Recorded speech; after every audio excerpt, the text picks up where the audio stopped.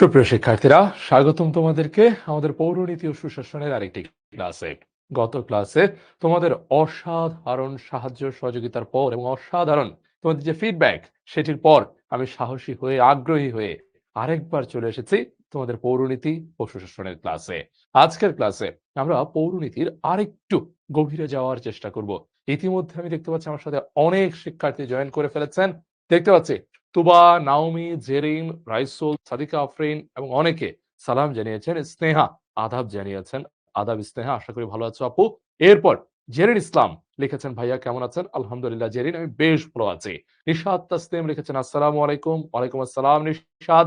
এরপর আমি দেখতে পাচ্ছি আশফাক, আমি দেখতে পাচ্ছি রাইসুল ইসলাম, আমি দেখতে পাচ্ছি মারিয়াম আক্তার, তিতির এবং রাইসুল ইসলাম। আসসালামু আলাইকুম ভাইয়া। ওয়ালাইকুম আসসালাম তোমাকে ভাই। এরপর জান্নাতুল মাওয়া বিরক্ত, সে বলতেছে আজকেও আপনি চলে আসছেন। কিছু করার নাই জান্নাতুল মাওয়া, আজকেও আমি চলে আসছি। ঠিক আছে, আজকেও আমি বিরক্ত করব। আসিফ তো আরো এক ধাপে গেছেন, আপনি কেন ক্লাস নিচ্ছেন? আসিফ কি করব বলো? তোমাদের সৈদুর ভাইয়া, উনি একেবারে গবেষণার কাজে বাংলাদেশের একটি প্রত্যন্ত অঞ্চলে চলে গেছেন। সেখানে তিনি একেবারে এই পৌরনীতি ও সুশাসন নিয়ে হাতে কলমে গবেষণা করছেন, যে কারণে আজকের ক্লাসে আমি হাজির হয়েছি। তবে তোমার চিন্তার কোনো কারণ নেই, পরবর্তী ক্লাসে আমি কথা দিচ্ছি আমি আর আসবো না। আসবো না আর ফিরে তোমাদের এই পৌরনীতি ও সুশাসনের ভিড়ে। ঠিক আছে? এরপর আশফাক লিখেছে, হাউ আর ইউ ব্রাদার? আলহামদুলিল্লাহ আশফাক, আমি বেশ ভালো আছি। এরপর সাকিব আল তাহির, বেশ চমৎকার নাম। আসসালামু আলাইকুম। ওয়ালাইকুম আসসালাম সাকিব আল তাহির। এরপর সাদিকা আফরিন, সে লিখেছে তিনি কোন অঞ্চলে গিয়েছেন। সে কোন অঞ্চলে যে গেছে এটা জিজ্ঞেস করা হয় নাই। পরবর্তী ক্লাসে না, পরবর্তী ক্লাসে সে এসে জানাবে তোমাদেরকে। আচ্ছা, এরপর আ আর কি দেখতে পাচ্ছি, রাগিব হাসিন, সে খুব সুন্দর করে লিখেছে, আপনার শরীর কেমন? আমার শরীর বেশ ভালো। আমার শরীর চিকন, মোটা না। আচ্ছা, এরপর আ উম তিতির একটা চমৎকার কথা লিখেছে। তিতির লিখেছে, গতকালকের ইসলামিক হিস্ট্রি ক্লাস করতে পারছি না, ভিডিও লোড হয় না। অনেকবার ট্রাই করেছি। তিতির, তুমি কেন অনেকবার ট্রাই করছো? তুমি যখনই এই জাতীয় প্রবলেম ফেস করবা, সাথে সাথে তুমি এই নাম্বারটাতে ফোন করবা। এই নাম্বারটাতে ফোন করে তাদেরকে বলবা যে ভাই আমার ভিডিওটা লোড হচ্ছে না বা আমি ক্লাসটা করতে পারতেছি না। ঠিক আছে? তুমি বারবার ট্রাই করে কেন তুমি ক্লাস করবা না? ১-২ বার যখন প্রবলেম ফেস করছো, সাথে সাথে তুমি ওদেরকে ফোন দাও। ঠিক আছে? তোমার প্রবলেম সলভ করার জন্যই ওরা বসে আছে ভাই। ঠিক আছে? এবং আমি যদি আরেকটু বাজে ভাষায় বলি, তাহলে কথাটা হচ্ছে, তোমার ফোনের উত্তর দেওয়াটাই উনার চাকরি। তুমি বুঝতে পারতেছো? তোমার ফোনের উত্তর দেওয়াটাই ওই মানুষটার চাকরি। তাহলে তুমি কেন ফোন দিবা না? ঠিক আছে না? অবশ্যই তুমি ফোন দিয়ে তোমাদের যেই কোনো সমস্যায় তোমরা জানাবা। এবং তোমরা অনেকে একটা কাজ করো যে ভাই অ্যাপে ঢুকতে পারতেছি না। অনেকে এইটা প্রায় আমাদের Facebook এ যে গ্রুপটা আছে সেখানে লিখো যে ভাই অ্যাপে ঢুকতে পারতেছি না। আরে ভাই তুমি অ্যাপে ঢুকতে না পারলে সাথে সাথে কল দাও। সাথে সাথে কল দাও যে আমি অ্যাপে কেন ঢুকতে পারতেছি না? আপনাদের অ্যাপে কোনো প্রবলেম হয়েছে কিনা? জানান আমাকে। অনেকে বলতেছে অ্যাপে লগইন করতে পারতেছি না। কল দাও। অ্যাপে কেন লগইন করতে পারতেছো না? অনেকে বলতেছে যে ভাই ভিডিওটা পরে যখন প্লে করি তখন হচ্ছে বাফার করে। মানে হচ্ছে একটা ভিডিও ৫-৬ মিনিটে গিয়ে আটকে যায় অথবা ১৫ মিনিটের মাথায় আটকে যায়। সো ভাই আটকে গেলে ফোন দেওয়ার সাথে সাথে। ঠিক আছে? কেন তোমরা বসে থাকো, তাই না? টাকা খরচ করে ভর্তি হইছো তো ভাই, তাই না? মা-বাবার কষ্টের টাকা। obviously ফোন দিবা। আচ্ছা, এরপর শামিমা তানিশ, সে বলছে আমার মেসেজ কি দেখা যায় না? না শামিমা, তোমার মেসেজ দেখা যাচ্ছে না। ঠিক আছে? আমি অদ্ভুতভাবে পড়ে ফেলেছি। এরপর নাফিসা ইসলাম, সে লিখেছে, আসসালামু আলাইকুম ভাইয়া। ওয়ালাইকুম আসসালাম নাফিসা, আশা করি ভালো আছো আপু। এরপর রিশাতা, আমি যদি ঠিক উচ্চারণ করি, বোধহয় ভুল উচ্চারণ করেছি।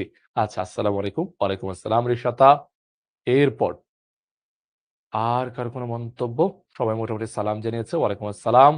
আসিফ হোসেন, সে লিখেছে, আপনার অর্থনীতি ক্লাস খুব ভালো লাগে। ধন্যবাদ। আমার নিজেরও অর্থনীতি ভালো লাগে। পৌরনীতি একটু বেশি বোরিং। ঠিক আছে? কিছু করার নেই। আজকে আমরা পৌরনীতি পড়ব। আচ্ছা। তারপর মোসাম্মদ সোনালী খাতুন, তিনি বলেছেন, পৌরনীতিক আগের ক্লাসগুলো করি নাই। কোনো টেনশন নাই। তারপরে তুমি পারবা। পৌরনীতি খুবই সহজ। আচ্ছা। রাগিব হাসিন বলতেছে, সরি স্যার, আপনার শরীর কেমন আছে হবে? আরে কোনো টেনশন নাই ভাই। ঠিক আছে? আমরা সবকিছুই মজা করেই নেয়ার চেষ্টা করি। ঠিক আছে? আচ্ছা। এইবার কয়টা থেকে কয়টা পর্যন্ত আপনাদের এই হটলাইন খোলা থাকে? এটা রাতে ১০টা পর্যন্ত থাকে। তুমি ১০টার মধ্যেই তো তোমাদের ক্লাসগুলো হয়, তাই না? তুমি ১০টার মধ্যে ফোন দিও, তাহলেই হবে। আচ্ছা। ওকে। আজকেরটা কি? সলভিং ক্লাস কিনা? হ্যাঁ, আজকেরটাও সলভিং ক্লাস। আজকে হচ্ছে আমরা সিকিউটা সলভ করব। গত ক্লাসে আমরা এমসিকিউ সলভ করেছিলাম। আজকের ক্লাসে আমরা সিকিউটা সলভ করব। ঠিক আছে? আচ্ছা। এরপরে সুমাইয়া বলেছে, "এরপর থেকে আপনি পৌরনীতি পড়াইয়েন।" একদম না সুমাইয়া। সেক্ষেত্রে আমি পৌরনীতি পড়াতে হবে, আমি অর্থনীতি পড়াতে হবে, আমার কি ইসলামের ইতিহাস পড়াতে হবে? ও বাবা! আমি মরেই যাবো। আমি পারব না। এ সম্ভবই না। এ অসম্ভব কাজ। ঠিক আছে? আচ্ছা। এবার আচ্ছা, এইবার আর কথা না। এবার চলো আমরা মূল ক্লাসে যাই, কেমন? আমরা প্রায় ৫ থেকে ৬ মিনিট মোটামুটি তোমাদের সব কথাবার্তাই নিয়ে ফেলেছি। ঠিক আছে? এবার চলো আমরা একটু আমাদের মূল ক্লাসে যাওয়ার চেষ্টা করি। ঠিক আছে? আর কথা না বলি। আচ্ছা। আ আ সোয়াদ প্রশ্নটা পুরোটা আসেনি ভাই। ঠিক আছে? প্লিজ পুরো প্রশ্নটা লিখো। কেমন? মোস্তফা। মোস্তফা বলেছে কয়টা করাবেন আজকে সিকিউ? মোস্তফা আমরা ৫ টার মতো সিকিউ নিয়ে আলোচনা করব এবং আমার কাছে মনে হয়েছে এই ৫ টা সিকিউ পড়লেই তোমার মোটামুটি সবকিছু কভার হয়ে যাবে এই অধ্যায়ের উপরে। এর বাইরে কোন প্রশ্ন আসার সম্ভাবনা খুব বেশি নেই। কেমন? আচ্ছা। প্রিন্স বলতেছে ১০ টার মধ্যে শেষ করার ব্যবস্থা করেন। না প্রিন্স সেটা বেশ কঠিন। আচ্ছা, জিহাদ মিয়া। সে বলতেছে, "আমার নামটা নেন। আম্মু শুনতে চাচ্ছে। আমার কথা আপনার কাছে যায় কিনা?" কেন যাবে না জিহাদ? অবশ্যই যাচ্ছে, অবশ্যই যাচ্ছে। মারুফ বলেছে, "আমার কথাটা বলেন না স্যার। আহা! কি দুঃখ মারুফের।" আচ্ছা, কিভাবে ২ টে কিভাবে ডিউতে চান্স পাবো? আচ্ছা, ৪র্থ অধ্যায়টা একটু কঠিন মনে হয় না স্যার? ভাইয়া আমার এসএমএস কি যায় না? নাহিদ আলম। স্যার আমি নতুন এসেছি। রেজওয়ান। কি সুন্দর নাম রেজওয়ান। আচ্ছা স্যার আমার ঘুম ধরতিছে। কি করব? ঘুমাবো না ক্লাস করব? সেটা তুমি নিশ্চয়ই বুঝো যে তোমার কোনটা করা উচিত। আচ্ছা, এবার চলো আমরা একটু চ্যাটটা অফ করি। ঠিক আছে? চ্যাটটা একটু আমরা অফ করি। এরপর আমরা মূল ক্লাসে যাওয়ার চেষ্টা করি। আমরা অনেকক্ষণ তোমাদের অনেকগুলো প্রশ্নের উত্তর দিয়ে ফেলেছি। এই মুহূর্তে আমার সাথে প্রায় তোমরা ২১৭ জন মানুষ আছো। সংখ্যাটা কিন্তু খুব একটা ছোট না, সংখ্যাটা বেশ বড়। আমাদের এই ২১৭ জন মানুষকে নিয়ে আমরা যাত্রা করতে চাই আজকের পৌরনীতি ও সুশাসন ক্লাসে।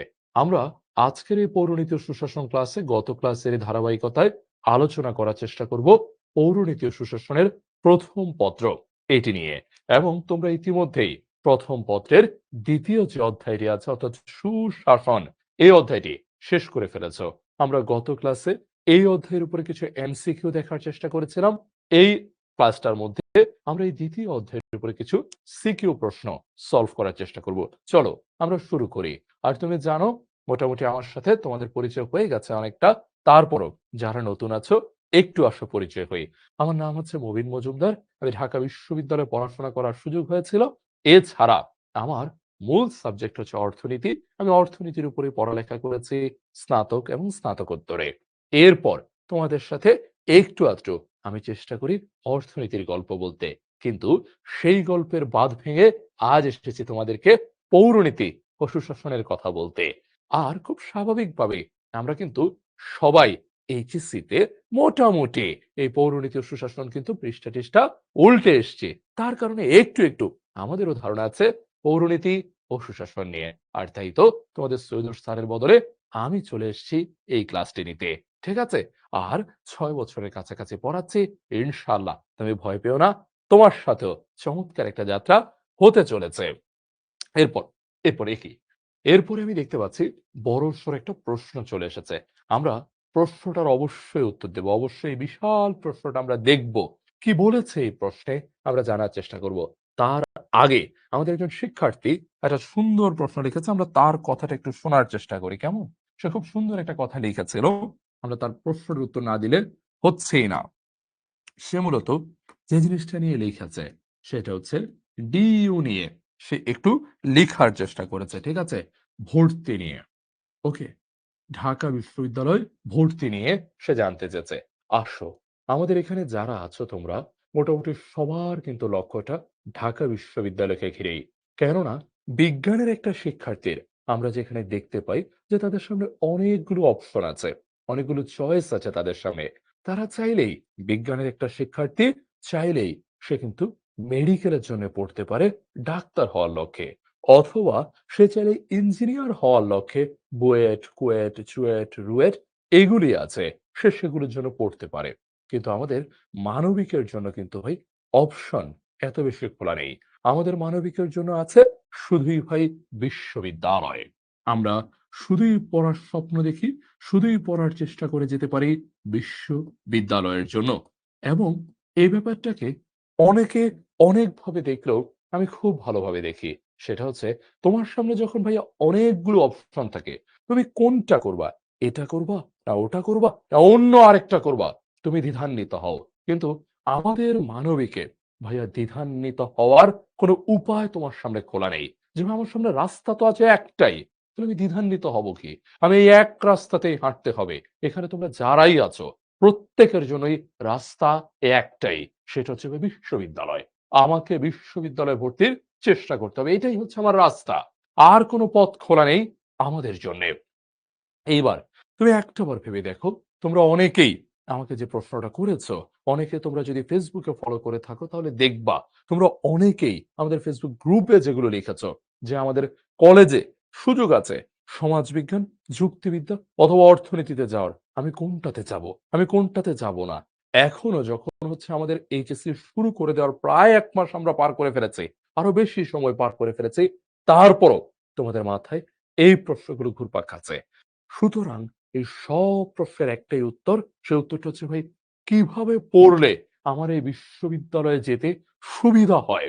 আমি ওভাবেই পড়ার চেষ্টা করব। খুব সহজ কথা। যেভাবে পড়লে বা যা পড়লে আমার বিশ্ববিদ্যালয়ে যেতে সুবিধা হয়। এখন প্রশ্ন হচ্ছে তাহলে কি পড়লে সুবিধা হয়? দেখো, আমাদের বিশ্ববিদ্যালয়ে আমরা যেহেতু মানবিকের শিক্ষার্থী, ভাই আমাদের ৩ টা বিষয় আসে। আমাদের মানবিকের ৩ টা বিষয় ঢাকা বিশ্ববিদ্যালয় থেকে শুরু করে প্রতিটা বিশ্ববিদ্যালয়ে প্রশ্ন করে। একটা হচ্ছে ভাই বাংলা, একটা হচ্ছে বাংলা, আরেকটা হচ্ছে ভাই ইংরেজি, বাংলা, ইংরেজি এবং আরেকটা বিষয় আছে আমাদের সেটা হচ্ছে GK, general knowledge, general knowledge. তুমি ভাই যেখানেই পরীক্ষা দাও না কেন, তোমাকে এই ৩ টা সাবজেক্টের উপরেই প্রশ্ন করা হবে। এই ৩ টা সাবজেক্টের উপরেই তোমার পরীক্ষা দিতে হবে। একটা মেডিকেলের স্টুডেন্ট মানে যে মেডিকেলে পরীক্ষা দিতে চাচ্ছে সেই স্টুডেন্টের কিন্তু কিছু বিষয় আসছে। তার সাথে আবার বুয়েটের যে পরীক্ষার্থী তার আবার কিছু বিষয় আসছে। অর্থাৎ পার্থক্য রয়েছে। কিন্তু আমাদের কোনো পার্থক্য নাই। আমাদের সবার জন্য সবগুলো জায়গাতে একই সিস্টেম। বাংলা, ইংরেজি, সাধারণ জ্ঞান। তুমি বলবা সবগুলো জায়গা বলতে কি বোঝাচ্ছেন?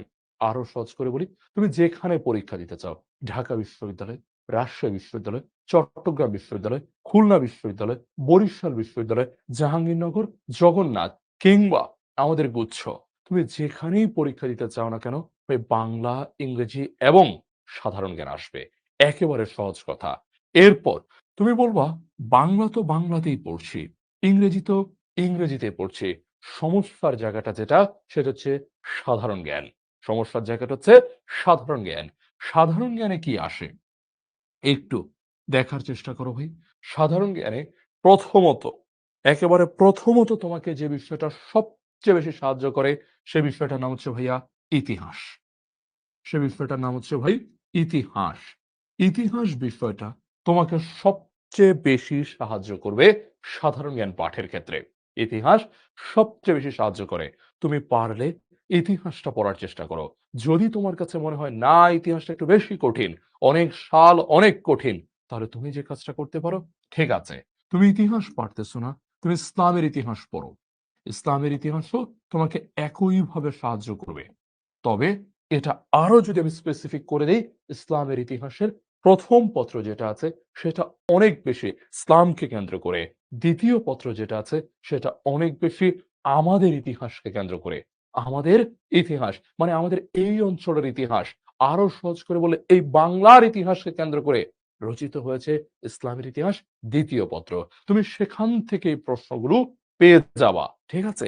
এরপর ২য় তোমাকে যে সাবজেক্টটা সাহায্য করবে সে সাবজেক্ট হচ্ছে ভাইয়া ভূগোল। সে সাবজেক্ট হচ্ছে ভূগোল। ভূগোল তোমাকে বড়সড় একটা সাহায্য দিবে। বড়সড় একটা সাহায্য দিবে। বিশ্বের কোন পাহাড় কোথায় অবস্থিত, কোন নদী কোথায় অবস্থিত, কোন সাগর কোথায় অবস্থিত, এগুলো থেকে অনেকগুলি প্রশ্ন আসে। এই ২ টা বিষয়ই বলা যেতে পারে সবচেয়ে বেশি সাহায্য করে। এরপর যে ভাই মানবিকের সবচেয়ে ইম্পোর্টেন্ট বা দাম দেওয়া হয় কোন সাবজেক্টটাকে? সেটা হচ্ছে অর্থনীতি। সেটা হচ্ছে অর্থনীতি। আমাদের মানবিকের শিক্ষার্থীদের চেষ্টা থাকে, লক্ষ্য থাকে যে আমি যেন বিশ্ববিদ্যালয়ে গিয়ে আইন, অর্থনীতি এই বিষয়গুলো পাই। আমাদের সবচেয়ে ডিমান্ডিং সাবজেক্ট, সবচেয়ে দামি সাবজেক্ট। কেন? কারণ এই বিষয়গুলোতে পড়তে পারলে চাকরির বাজারে বড়সড় একটা সুবিধা পাওয়া যায়। একেবারে সহজ কথা। তুমি চাকরির বাজারে বড়সড় একটা সুবিধা পাবা। যেমন তোমার ব্যাংকিং সেক্টর আছে, অনেক ব্যাংক আছে, অনেক আর্থিক প্রতিষ্ঠান আছে, অনেক এনজিও আছে, অনেক রিসার্চ ফার্ম আছে। প্রতিটা জায়গাতে তুমি ভাই সুযোগ করে নিতে পারবা যদি তুমি অর্থনীতি পড়ো। ঠিক আছে? এর পরবর্তীতে আমরা যেই সাবজেক্টটাকে গুরুত্ব দিই, সেই সাবজেক্ট হচ্ছে পৌরনীতি। সেই সাবজেক্ট হচ্ছে পৌরনীতি। যেই সাবজেক্টটা আজকের ক্লাসে, যে সাবজেক্টটা আজকের ক্লাসে আমরা দেখার চেষ্টা করব। ঠিক আছে? এই সাবজেক্টটা পড়লে লাভ কি? একটা দেশ কিভাবে পরিচালিত হয়, একটা দেশে সুশাসন কিভাবে আসে, এই বিষয়গুলোই মূলত দেখানো হয় পৌরনীতিতে। যে কারণে আমার জিকে এর মধ্যে এখান থেকে ভালো একটা আমি হেল্প পাই। আর লাস্টলি যেখান থেকে প্রশ্ন করে সেটা হচ্ছে ভাইয়া আইসিটি। সেটা হচ্ছে ভাইয়া আইসিটি। That's it. সুতরাং তুমি এই বিষয়গুলো থেকে ভালো একটা হেল্প পাবা। তোমাদের অনেকেরই যুক্তিবিদ্যা আছে বা যুক্তিবিদ্যা থেকে বিশ্ববিদ্যালয় ভর্তি পরীক্ষাতে খুব একটা প্রশ্ন আসবে না। তোমাদের অনেকেরই কৃষি শিক্ষা আছে, প্রশ্ন আসবে না। তোমাদের অনেকেরই সমাজ কর্ম এই বিষয়টা আছে, প্রশ্ন আসবে না। ঠিক আছে? কিন্তু তোমার কাছে যদি সহজ মনে হয় অবশ্যই তুমি সেই বিষয়গুলো পড়তে পারো। আর এখনই কি ভাই আমি বই কিনে পড়া শুরু করে দেব? এখনই কি আমি সাধারণ জ্ঞান পড়বো? উত্তর হচ্ছে না। উত্তর হচ্ছে না। তুমি এই পরীক্ষাটাতে ভালো করো। কারণ এই পরীক্ষাটার এইচএসসি পরীক্ষার মার্ক তোমার বিশ্ববিদ্যালয়ে ভর্তি পরীক্ষায় কাউন্ট করা হবে। বিশ্ববিদ্যালয়ে কাউন্ট করা হবে। তুমি প্রশ্ন করতে পারো কিভাবে? খুব সহজ। তুমি যদি ঢাকা বিশ্ববিদ্যালয় সম্পর্কে জানতে চাও, ঢাকা বিশ্ববিদ্যালয়ের পরীক্ষা হয় ২০০ মার্কের উপরে। ঢাকা ভার্সিটিতে ২০০ মার্কের পরীক্ষা হয়। তার মধ্যে পরীক্ষার হলে তোমার মার্ক থাকে ১০০। পরীক্ষার হলে তোমার মার্ক থাকবে ১০০। আর বাকি ১০০ মার্ক তুমি অর্জন করবা এসএসসি এবং এইচএসসি তে। এসএসসি এবং এইচএসসি তে। তুমি প্রশ্ন করতে পারো কিভাবে? কিভাবে পাবো আমি? দেখো ১০০ কে তারা ভাগ করে 60 এবং 40 তে। 60 এবং 40 তে। 60 হচ্ছে তোমার এইচএসসি এবং 40 হচ্ছে তোমার এসএসসি। ঠিক আছে? ৬০ মার্ক হচ্ছে এইচএসসি তে, ৪০ মার্ক হচ্ছে তোমার এসএসসি তে। তুমি প্রশ্ন করবা কিভাবে? খুবই সহজ। খেয়াল করে দেখো, এই যে ৪০, এই ৪০ কে তারা পেয়েছে ৫ গুণ ৮। তুমি জানো ৫ ৮ ৪০, ৫ এর সাথে ৮ গুণ করলে অবশ্যই ৪০ ই হয়। এবং তুমি এই ব্যাপারটাও জানো যে ভাই ৫ ১২ ৬০, ৫ ১২ ৬০। ঠিক আছে? অর্থাৎ তুমি ভাইয়া এসএসসি তে যে রেজাল্টটা পাওয়া এখানে ৫ এর জায়গায় ওই রেজাল্টটা বসবে। 4.28 মানে তুমি যাই পাও সেটার সাথে আমরা ৮ দিয়ে গুণ দিব। ৮ দিয়ে গুণ দিলে যা হবে ৪০ এ তোমার মার্ক হবে তত। এরপর এইচএসসি তে তুমি যা পাবা ওটার সাথে আমরা ১২ গুণ করব। ওটার সাথে আমরা ১২ গুণ করব। ১২ গুণ করে ৬০ এ তুমি যত পাও তত হবে তোমার মার্কস।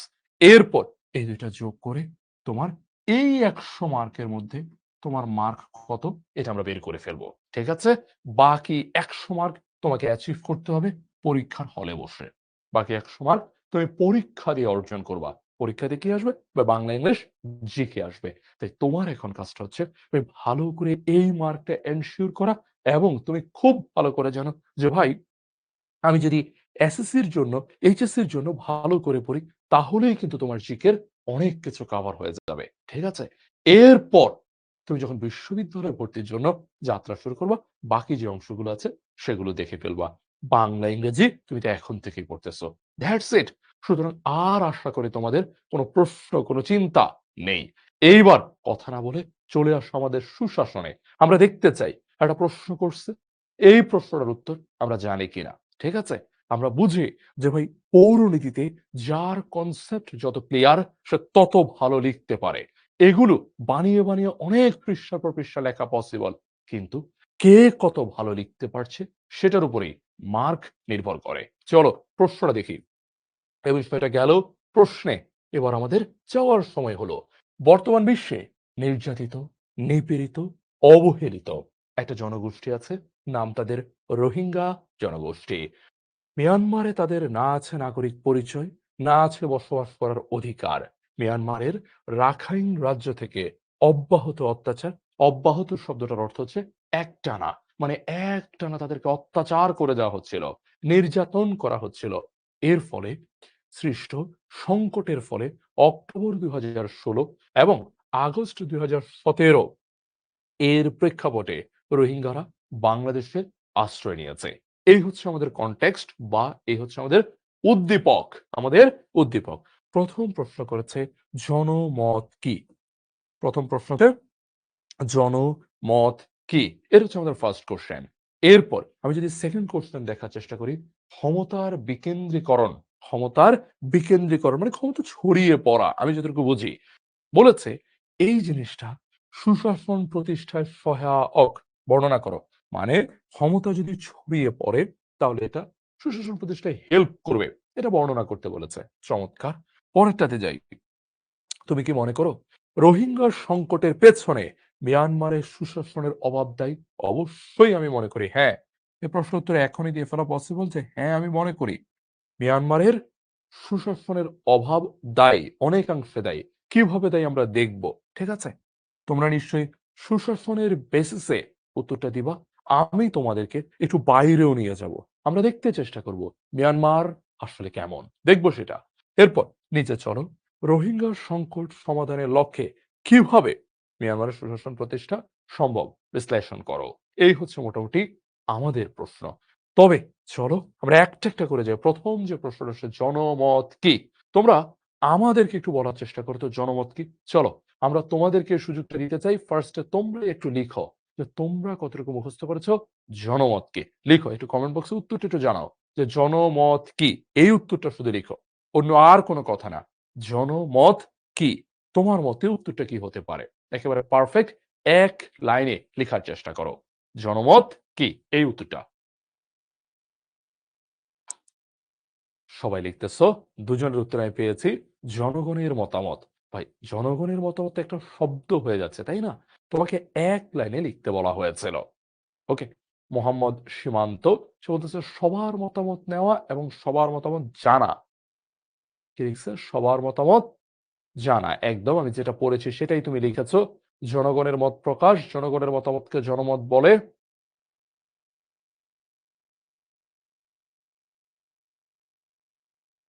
জনগণের মতামত প্রকাশের স্বাধীনতা, জনগণের মতের ভাব প্রকাশকে জনমত বলে। আচ্ছা, শ্বেতা, আমি তার উত্তরটা দেখতে পাচ্ছি সমাজের একটি নির্দিষ্ট বিষয়ে জনগণের সমষ্টিগত মতামত বা দৃষ্টিভঙ্গি। আমার কাছে মনে হচ্ছে এই সংজ্ঞাটাই আসলে সবচেয়ে পারফেক্ট। সমাজের একটি নির্দিষ্ট বিষয়ে জনগণের সমষ্টিগত মতামত বা দৃষ্টিভঙ্গি। চলো আমরা লিখে ফেলার চেষ্টা করি এই চমৎকার সংজ্ঞাটা দেখি। এখানেও ঠিক তেমনি একটা কথা বলেছে, বলার চেষ্টা করেছে সংখ্যাগরিষ্ঠের, সংখ্যাগরিষ্ঠের অর্থাৎ বেশিরভাগ মানুষের, ঠিক আছে, যুক্তিসিদ্ধ ও সুচিন্তিত যে মতামত, সেই মতামতটাকেই বলার চেষ্টা করেছে জনমত। ঠিক আছে?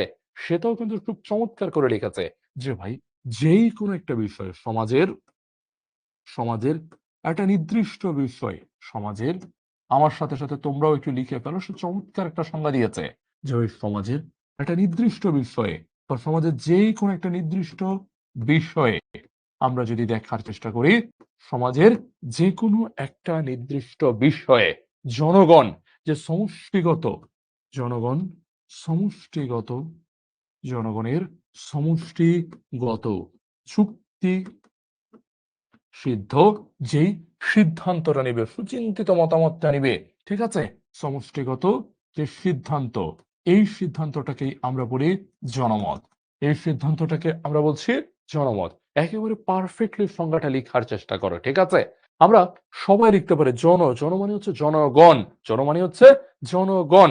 এখন বলতেছে জনমত, তার মানে জনগণের মতামত। এটা আমি বুঝি, কিন্তু তোমাকে আরো পারফেক্টলি লেখার চেষ্টা করতে হবে। এটার নামই সাবজেক্টটা পৌরনীতি ও সুশাসনে। তাহলে সমাজের একটা নির্দিষ্ট বিষয় বা সমাজের যেই কোনো একটা, মনে করো যে বিষয়ে তুমি জনমত চাইছো সেই বিষয়ে, তাহলে সমাজের যে কোনো একটা নির্দিষ্ট বিষয়ে জনগণের সমষ্টিগত যে যুক্তি সিদ্ধান্ত, মানে যুক্তি সিদ্ধ এবং সুচিন্তিত যে মতামত, যে সিদ্ধান্ত, সেটাই হচ্ছে জনমত। মত, সেটাই হচ্ছে জনমত। এর পরবর্তীতে চলে আসো এবার পরের প্রশ্নে। পরের প্রশ্নে আমরা যেটা দেখার চেষ্টা করছি, ঠিক আছে? সেটা হচ্ছে আহ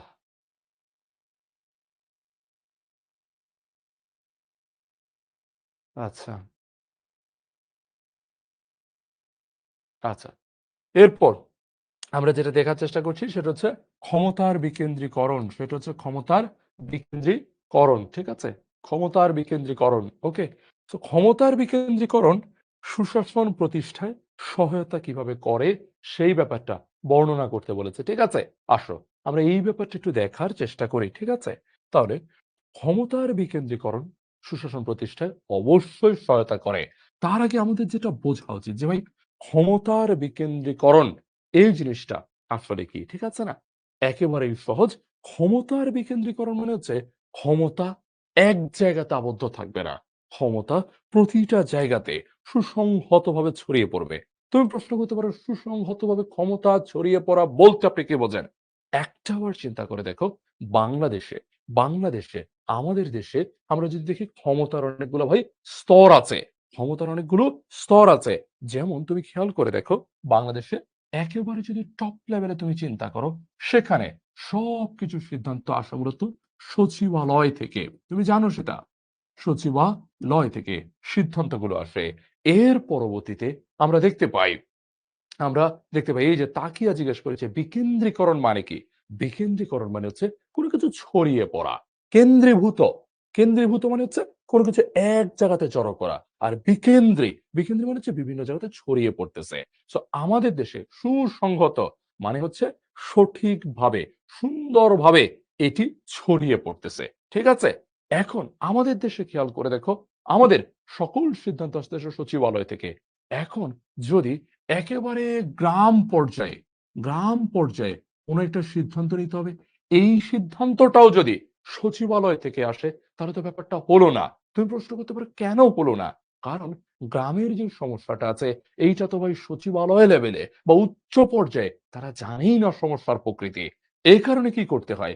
এই কারণে আমরা যেটা দেখতে পাই প্রতিটা জায়গাতে ক্ষমতাকে ক্ষমতাকে ছড়িয়ে পড়তে দিতে হয়। ক্ষমতাকে নির্দিষ্ট পরিমাপে ছড়িয়ে দিতে হয়। ক্ষমতাকে বিকেন্দ্রীকরণ করতে হয়। এর ফলাফল হিসাবে কি হবে? এর ফলাফলে গ্রামেও শক্তিশালী আইনের শাসন গড়ে উঠবে বা প্রতিটা স্তরে কথা বোঝার চেষ্টা করিও প্রতিটা স্তরে শক্তিশালী আইনের শাসন আমরা দেখতে পাবো।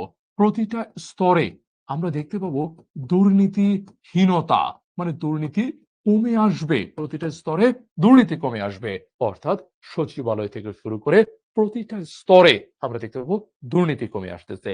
যখন ক্ষমতার বিকেন্দ্রীকরণ হবে তখনই এটা সম্ভব। এইবার আবার বোর্ডে চলে আসো। প্রথমত ক্ষমতার বিকেন্দ্রীকরণের ফলে ক্ষমতার বিকেন্দ্রীকরণের ফলে জনগণের জনগণের অংশগ্রহণের মাত্রা বৃদ্ধি পাবে। জনগণের অংশগ্রহণের মাত্রা বৃদ্ধি পায়। তুমি প্রশ্ন করতে পারো অংশগ্রহণের মাত্রা কিভাবে বৃদ্ধি পায়? যখন একটা সিদ্ধান্ত একেবারে আপার লেভেলে অর্থাৎ শুধু সচিবালয়ে নিচ্ছে বা জেলা প্রশাসনে নিচ্ছে বা বিভাগীয় কমিশনারে নিচ্ছে অর্থাৎ অনেক উপরের মানুষজনের শুধু সিদ্ধান্ত নিতে পারছে গ্রাম পর্যায়ে, ইউনিয়ন পর্যায়ে, উপজেলা পর্যায়ে যখন সিদ্ধান্তগুলো নেওয়া যায় না, তখন আমরা দেখতে পাই সেই সিদ্ধান্তের সাথে মানুষের অংশগ্রহণ বা মানুষের যেই সম্পৃক্ততা সেটি কিন্তু থাকে না। সেটি থাকে না। এই কারণেই মূলত আমরা ক্ষমতার বিকেন্দ্রীকরণ করতে চাই যেন অনেক মানুষের এখানে অংশগ্রহণ হয়। ফলশ্রুতিতে অনেক মানুষ যেহেতু আসছে তাই জনসচেতনতাও বাড়ে। জনসচেতনতাও জনসচেতনতাও বাড়ে। এরপর এর ফলে কি হবে? এর ফলে প্রশাসনের মূল্যবান সময় বেঁচে যায়। মূল্যবান সময় বেঁচে যায়। তুমি প্রশ্ন করতে পারো কিভাবে?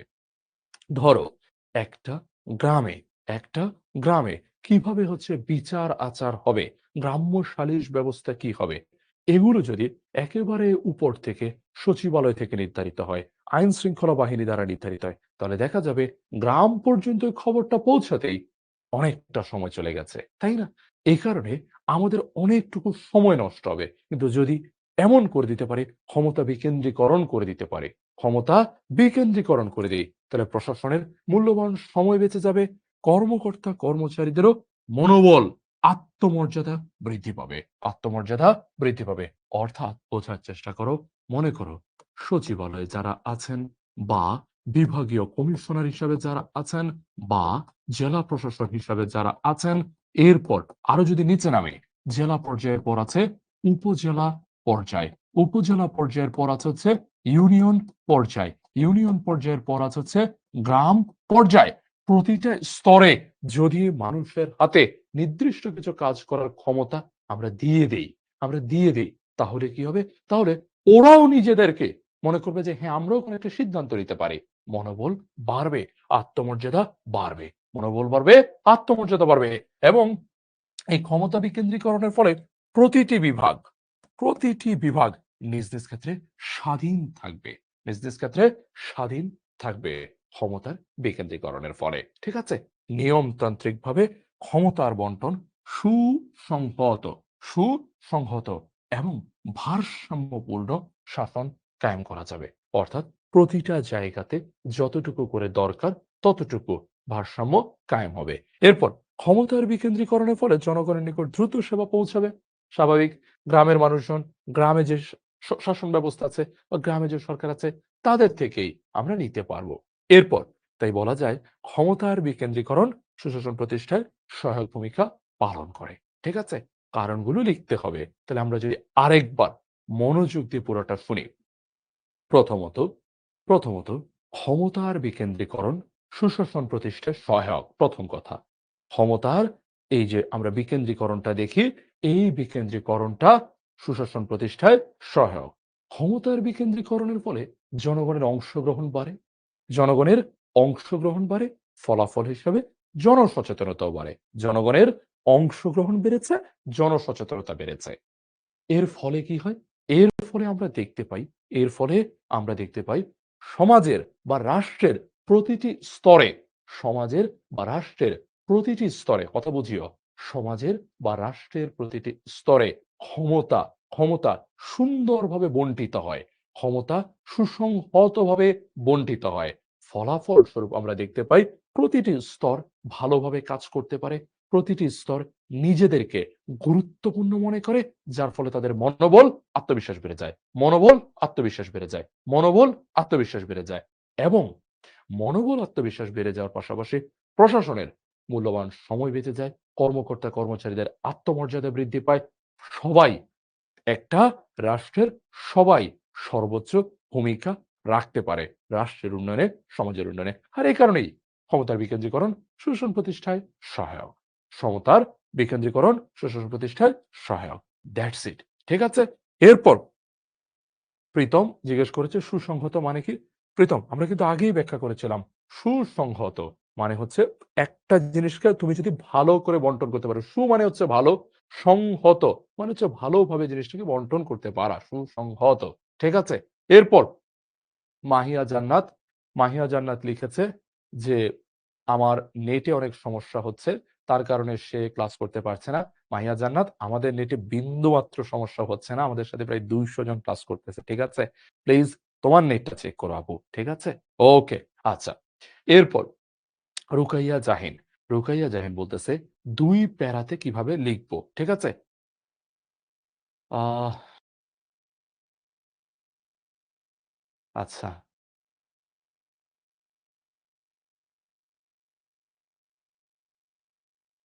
আচ্ছা। ওকে। আমরা তোমাদের মন্তব্যটা একটু অফ রাখি। কেমন? ঠিক আছে? তোমাদের মন্তব্যটা একটু অফ রাখি। কেন মন্তব্যটা অফ রাখি আমি সেটা বলি। একজন মন্তব্য করছো যে ভাই কথাবার্তা কম, ঠিক আছে? সে প্রশ্ন করছে কোয়ার্টার ফাইনাল এক্সাম কিভাবে হয়? দেখো, এখন তোমার কোয়ার্টার ফাইনাল এক্সাম কিভাবে হয় এটা বোঝার সময় না। আমরা জাস্ট একটা ছোট্ট জিনিস বোঝার চেষ্টা করতেছি। এই যে ক্ষমতা, এই ক্ষমতাটা বিকেন্দ্রীকরিত হয়। মানে এক জায়গাতে থাকে না।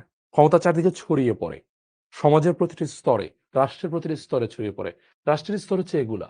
সচিবালয় একেবারে প্রধান স্তর। এরপরে বিভাগীয় পর্যায়, এরপরে জেলা পর্যায়, এরপর উপজেলা পর্যায়, এরপর ইউনিয়ন পর্যায়, এরপর একেবারে সর্বনিম্ন ধাপ হচ্ছে গ্রাম পর্যায়। সমাজের স্তর, রাষ্ট্রের স্তর। এই স্তরগুলোতে ক্ষমতা ছড়ায়, ক্ষমতা ছড়িয়ে পড়ে। ঠিক আছে? এই যে ব্যাপারটা ক্ষমতার ছড়িয়ে পড়া, এটা হচ্ছে ক্ষমতার বিকেন্দ্রীকরণ। এটা হলে কি লাভ, এটা হলে কি লস, এইটা বোঝার চেষ্টা করতেছি। এখন প্লিজ কোয়ার্টার ফাইনাল এক্সাম কিভাবে হয় এটা বোঝার সময় না। ঠিক আছে? এরপর তুমি দেখো, এরপর আরেকজন কি মন্তব্য করছে আমি বলি। সে মন্তব্য করছে যে, "ভাই আপনি যে লিখছেন এই যে কি যেন লিখছিলাম হচ্ছে ঢাকা বিশ্ববিদ্যালয়ের এইচএসসি এবং এইচএসসি।" সে বলতেছে এটা ভুল। এটা হইতেই পারে না। জাস্ট ২ দিয়ে গুণ করে। জাস্ট ২ দিয়ে গুণ করে। ঠিক আছে? তার আমি কিভাবে বোঝাই যে, "ভাইরে তুই এটা বোঝার আগে, তুই এটা লেখার আগে আমি বিগত ৬ বছর ধরে বিশ্ববিদ্যালয়ে ভর্তি কোচিং এ পড়াইছি। আমি জানি তো মোটামুটি। নিজে পরীক্ষা দিছি। ১-২ লাখ মানুষের পিছনে ফেলছি। তারপর কোনমতে টিকেও গেছিলাম। ঠিক আছে? তো ভাই তুই কেমনে বলস ভুল? ঠিক আছে? তারপর সে বলতেছে, "না এটা ভুল।" ঠিক আছে? আচ্ছা মেনে নিলাম। তুই যা বলিস ভাই সেটাই হবে। কোন টেনশন নাই। তবু তুই রাগ করিস না। কিন্তু না, সে রাগ করছে। সে রাগ করে এক কমেন্ট ১০০ বার করে বসে আছে। আমি কি করব বলো? তাই একটু কমেন্টটা বন্ধ রইলো। চলো একটু পড়াটা দেখি। আর যাদের বুঝতে সমস্যা হচ্ছে প্লিজ ধীরে সুস্থে তুমি শোনো। আর একটা ভালো প্রশ্ন করছে হচ্ছে এক শিক্ষার্থী সে বলছে, "স্যার নোট করব কিনা?" ভাই দেখো, আমাদের যেহেতু অনলাইনে ক্লাস, তুমি যদি হচ্ছে এট এ টাইমে নোটও করতে থাকো, শুনতেও থাকো, তুমি পুরোটা বুঝবা না। ঠিক আছে? সো তুমি যেটা করবা খেয়াল করে দেখো। আমি জাস্ট কয়েকটা শব্দের নিচে এখানে দেখো অনেকগুলা লাইন আছে। অনেকগুলা লাইন, তাই না? তুমি তো পরে এই ফাইলটা পাবা, তাই না? সো আমি যেটা করেছি কয়েকটা শব্দের নিচে দাগ দিয়েছি। তুমি জাস্ট একটা খাতা নাও, মনোযোগ দিয়ে আমার কথাগুলো শুনতে থাকো এবং শুনতেই তুমি জাস্ট শুনতে কয়েকটা শব্দ শুধু লিখবা। কয়েকটা শব্দ শুধু লিখবা। যেমন তোমাকে আমি বারবার একটা শব্দ বলতেছি যে ক্ষমতার বিকেন্দ্রীকরণ। এটার মানে হচ্ছে ক্ষমতা, ক্ষমতা সুসংহতভাবে অর্থাৎ চমৎকারভাবে ভাগ হয়ে, ভালোভাবে ভাগ হয়ে, ঠিক আছে? ভারসাম্যপূর্ণভাবে ছড়িয়ে পড়া, ছড়িয়ে পড়া। তাহলে তোমার মাথায় যে ভাই ক্ষমতার বিকেন্দ্রীকরণ মানে হচ্ছে ক্ষমতা ছড়িয়ে পড়বে। জাস্ট ওয়ার্ড ২ টা লেখো ছড়িয়ে পড়া। That's it. এরপর তোমার মাথায় পরের প্রশ্ন খেলবে, আচ্ছা ক্ষমতা তো ছড়ায় পড়বে। কোথায় ছড়ায় পড়বে? ক্ষমতাটা কোথায় ছড়িয়ে পড়বে?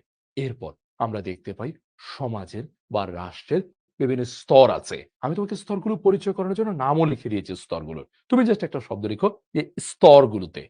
ক্ষমতাটা কোথায় ছড়ায়? স্তরগুলোতে ছড়ায়। আচ্ছা, এখন স্তরগুলোতে ছড়ালে কি হয়? ছড়ালে কি হয়? পরের প্রশ্ন তোমার মাথায় আসবে, স্তরে ছড়ালে কি হয়? ছড়ালে জনগণের অংশগ্রহণ বাড়ে। কারণ প্রতিটা স্তর ক্ষমতায়িত হচ্ছে। বোঝো? প্রতিটা স্তর ক্ষমতায়িত হলে প্রতিটা স্তরে আলাদা মানুষ কাজ করে। গ্রাম সরকার হিসাবে কিছু মানুষ কাজ করে, ইউনিয়ন সরকার হিসাবে কিছু মানুষ কাজ করে, উপজেলা সরকার হিসাবে কিছু মানুষ কাজ করে, জেলা সরকার হিসাবে কিছু মানুষ কাজ করে। তাহলে এই যে আলাদা লেয়ার গুলো, আলাদা স্তরগুলো, প্রতিটা স্তরে ভিন্ন মানুষ কাজ করে এবং সবার হাতে যখন কিছু ক্ষমতা যাচ্ছে তাহলে সবার অংশগ্রহণ হচ্ছে। অনেক বেশি মানুষের অংশগ্রহণ বাড়ছে। অনেক বেশি মানুষের অংশগ্রহণ বাড়ার কারণে কি হয়? অনেক বেশি জনসচেতনতা তৈরি হয়। তাহলে ১ম প্রশ্নটা হচ্ছে অংশগ্রহণ, ২য় শব্দটা হচ্ছে জনসচেতনতা। অংশগ্রহণ বাড়ে, জনসচেতনতা বাড়ে। অংশগ্রহণ বাড়ে, জনসচেতনতা বাড়ে। শেষ ২ টা শব্দ লিখছো শুধু। অংশগ্রহণ বাড়ছে, জনসচেতনতা বাড়ছে। That's it. এরপর তুমি পরবর্তী পয়েন্টে যাও। জনসচেতনতা যদি বাড়ে, ফলাফল কি হয়?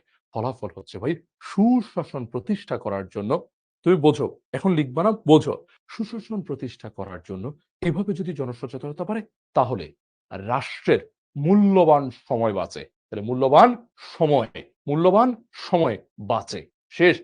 কর্মকর্তাদের মনোবল, কর্মকর্তাদের মনোবল ২ টা ওয়ার্ড। কর্মকর্তাদের মনোবল বৃদ্ধি পায়। শেষ। তাহলে কর্মকর্তাদের মনোবল কমা দাও। আত্মবিশ্বাস। কর্মকর্তাদের মনোবল বাড়ে, কর্মকর্তাদের আত্মবিশ্বাস বাড়ে। কেন? কারণ তারাও নিজেদেরকে গুরুত্বপূর্ণ মনে করে। আমার হাতেও কিছু ক্ষমতা আছে বলে সে মনে করে। ফলাফল হিসাবে সে রাষ্ট্রের জন্য আরো বেশি কাজ করতে অনুপ্রাণিত হয়। আর এভাবেই ক্ষমতার বিকেন্দ্রীকরণ রাষ্ট্রে সুশাসন প্রতিষ্ঠায় অবদান রাখে। That's it. এরপর পরের প্রশ্নে আসো। পরের প্রশ্ন বলছে, "তুমি কি মনে করো রোহিঙ্গা সংকটের পেছনে মিয়ানমারের সুশাসনের অভাব দায়ী?" অবশ্যই রোহিঙ্গা সংকটের পেছনে মিয়ানমারের সুশাসনের অভাব দায়ী। আমরা প্রশ্নে পরে যাব, উত্তরে পরে যাব। আগে মিয়ানমার এই দেশটাকে বোঝার আমরা চেষ্টা করব। এগুলো আমাদের পৌরনীতির কথাবার্তা। আমরা চলো পৌরনীতির বাইরে গিয়ে একটাবার এই দেশটা নিয়ে যে প্রশ্ন করছে, এই দেশটাকে চেনার চেষ্টা করি। মিয়ানমার এই দেশটাকে চেনার, বোঝার আমরা চেষ্টা করি। কেমন দেখতে এই দেশটা একটু বুঝি। খেয়াল করে দেখো। মিয়ানমার তুমি জানো আগে আগে এই দেশটার নাম ছিল বার্মা। আগে এই দেশটার নাম ছিল বার্মা। বার্মা আগে এই দেশটাকে আমরা বলতাম বার্মা। এই বার্মা দেশটা অনেক দীর্ঘ একটা সময় ছিল ইংরেজ শাসনামলের অধীন। আমরা যেরকম ব্রিটিশদের শাসনামলে গিয়েছিলাম, আমরা যেমন ব্রিটিশদের শাসনামলে গিয়েছিলাম, ঠিক তেমনি ভাবে বার্মাও চলে গেছিল ব্রিটিশ শাসনের অধীনে। পরবর্তীতে আমরা দেখতে পাই যখন দ্বিতীয় বিশ্বযুদ্ধ শুরু হয়েছে, second world war, WW2 world war two যখন শুরু হয়, তখন আমরা দেখতে পাই বার্মা এই দেশটাকে দখল করে ফেলেছিল জাপান। এই দেশটাকে দখল করে ফেলেছিল জাপান। এর পরবর্তীতে আমরা আরো কিছু ঘটনা দেখতে পাই। বার্মাতে অনেক আগে থেকেই সংঘাত লেগেই ছিল। প্রশ্ন করতে পারো কেন সংঘাত লেগেছিল, বার্মার প্রবলেমটা কি? বার্মার প্রবলেম হচ্ছে ভাই, বার্মাতে আমাদের বাংলাদেশে তুমি দেখো জাতি কয়টা? তোমার যদি প্রশ্ন করি আমাদের বাংলাদেশে জাতি কয়টা, তুমি বলবা আমি তো এটা জানি না। অবশ্যই তুমি জানো, আমাদের বাংলাদেশের মূল জাতিগোষ্ঠী হচ্ছে একটা, বাঙালি জাতি। বাঙালি জাতি একটা।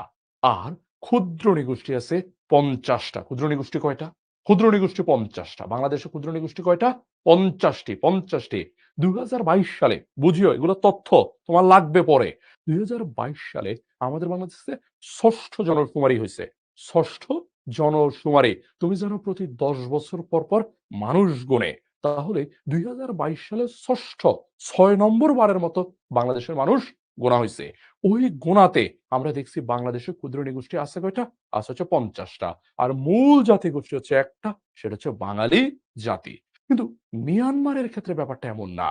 মিয়ানমারে অনেকগুলো জাতিসত্তার মানুষ আছে এবং প্রতিটা জাতিসত্তার মানুষের ভাই সংখ্যায় অনেক। প্রতিটা জাতির সত্তার মানুষের সংখ্যায় অনেক। তুমি বলবো কয়েকটার সাথে পরিচয় করান না।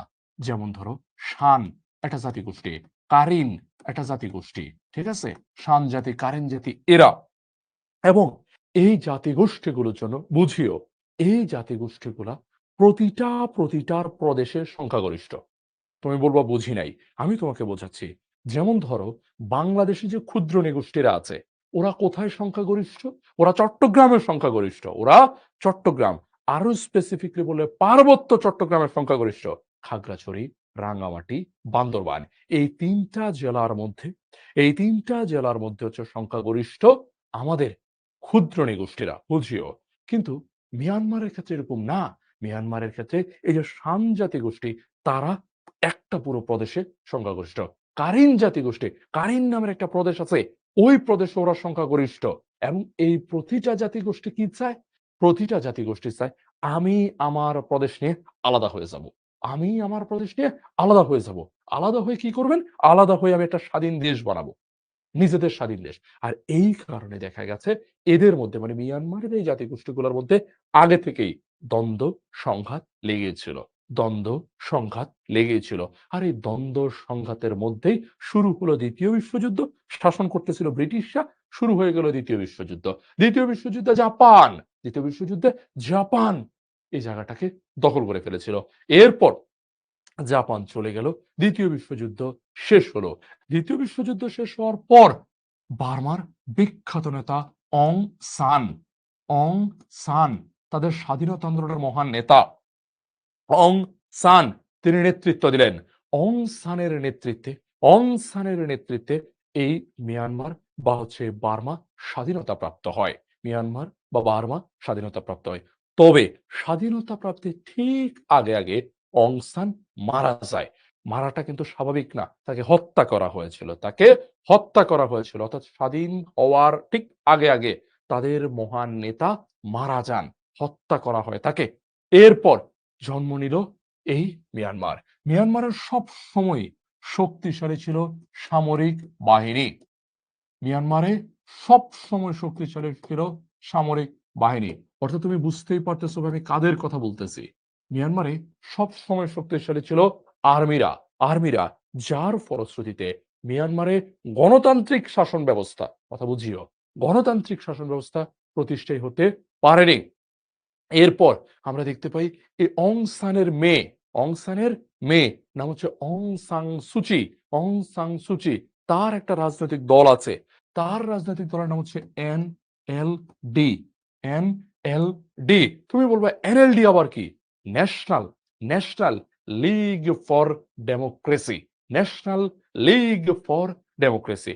এই মহিলা অং সান সুচি, লিখিত নাই, আবার বলতেছি কিভাবে, ওকে, এই মহিলা অং সান সুচি যে কাজটা করার চেষ্টা করছে, তিনি মিয়ানমারে গণতন্ত্র ফেরানোর চেষ্টা করছে এবং মিয়ানমারে যে জাতীয় নির্বাচন হয়েছিল সে নির্বাচনে ব্যাপক ভোটে উনি জয়লাভ করেন। উনি জয়লাভ করার পরপরই মিয়ানমারের সেনাবাহিনীর জেনারেলরা ওনাকে গৃহবন্দী করে ওনার দলকে পুরোপুরি ভাবে রাজনীতি থেকে সরিয়ে দেয়। সরিয়ে দিয়ে এখনো মিয়ানমার চালাচ্ছে রাজনৈতিক নেতাদের বিপরীতে গিয়ে আর্মি, সেনাবাহিনী, আর্মি বা সেনাবাহিনী।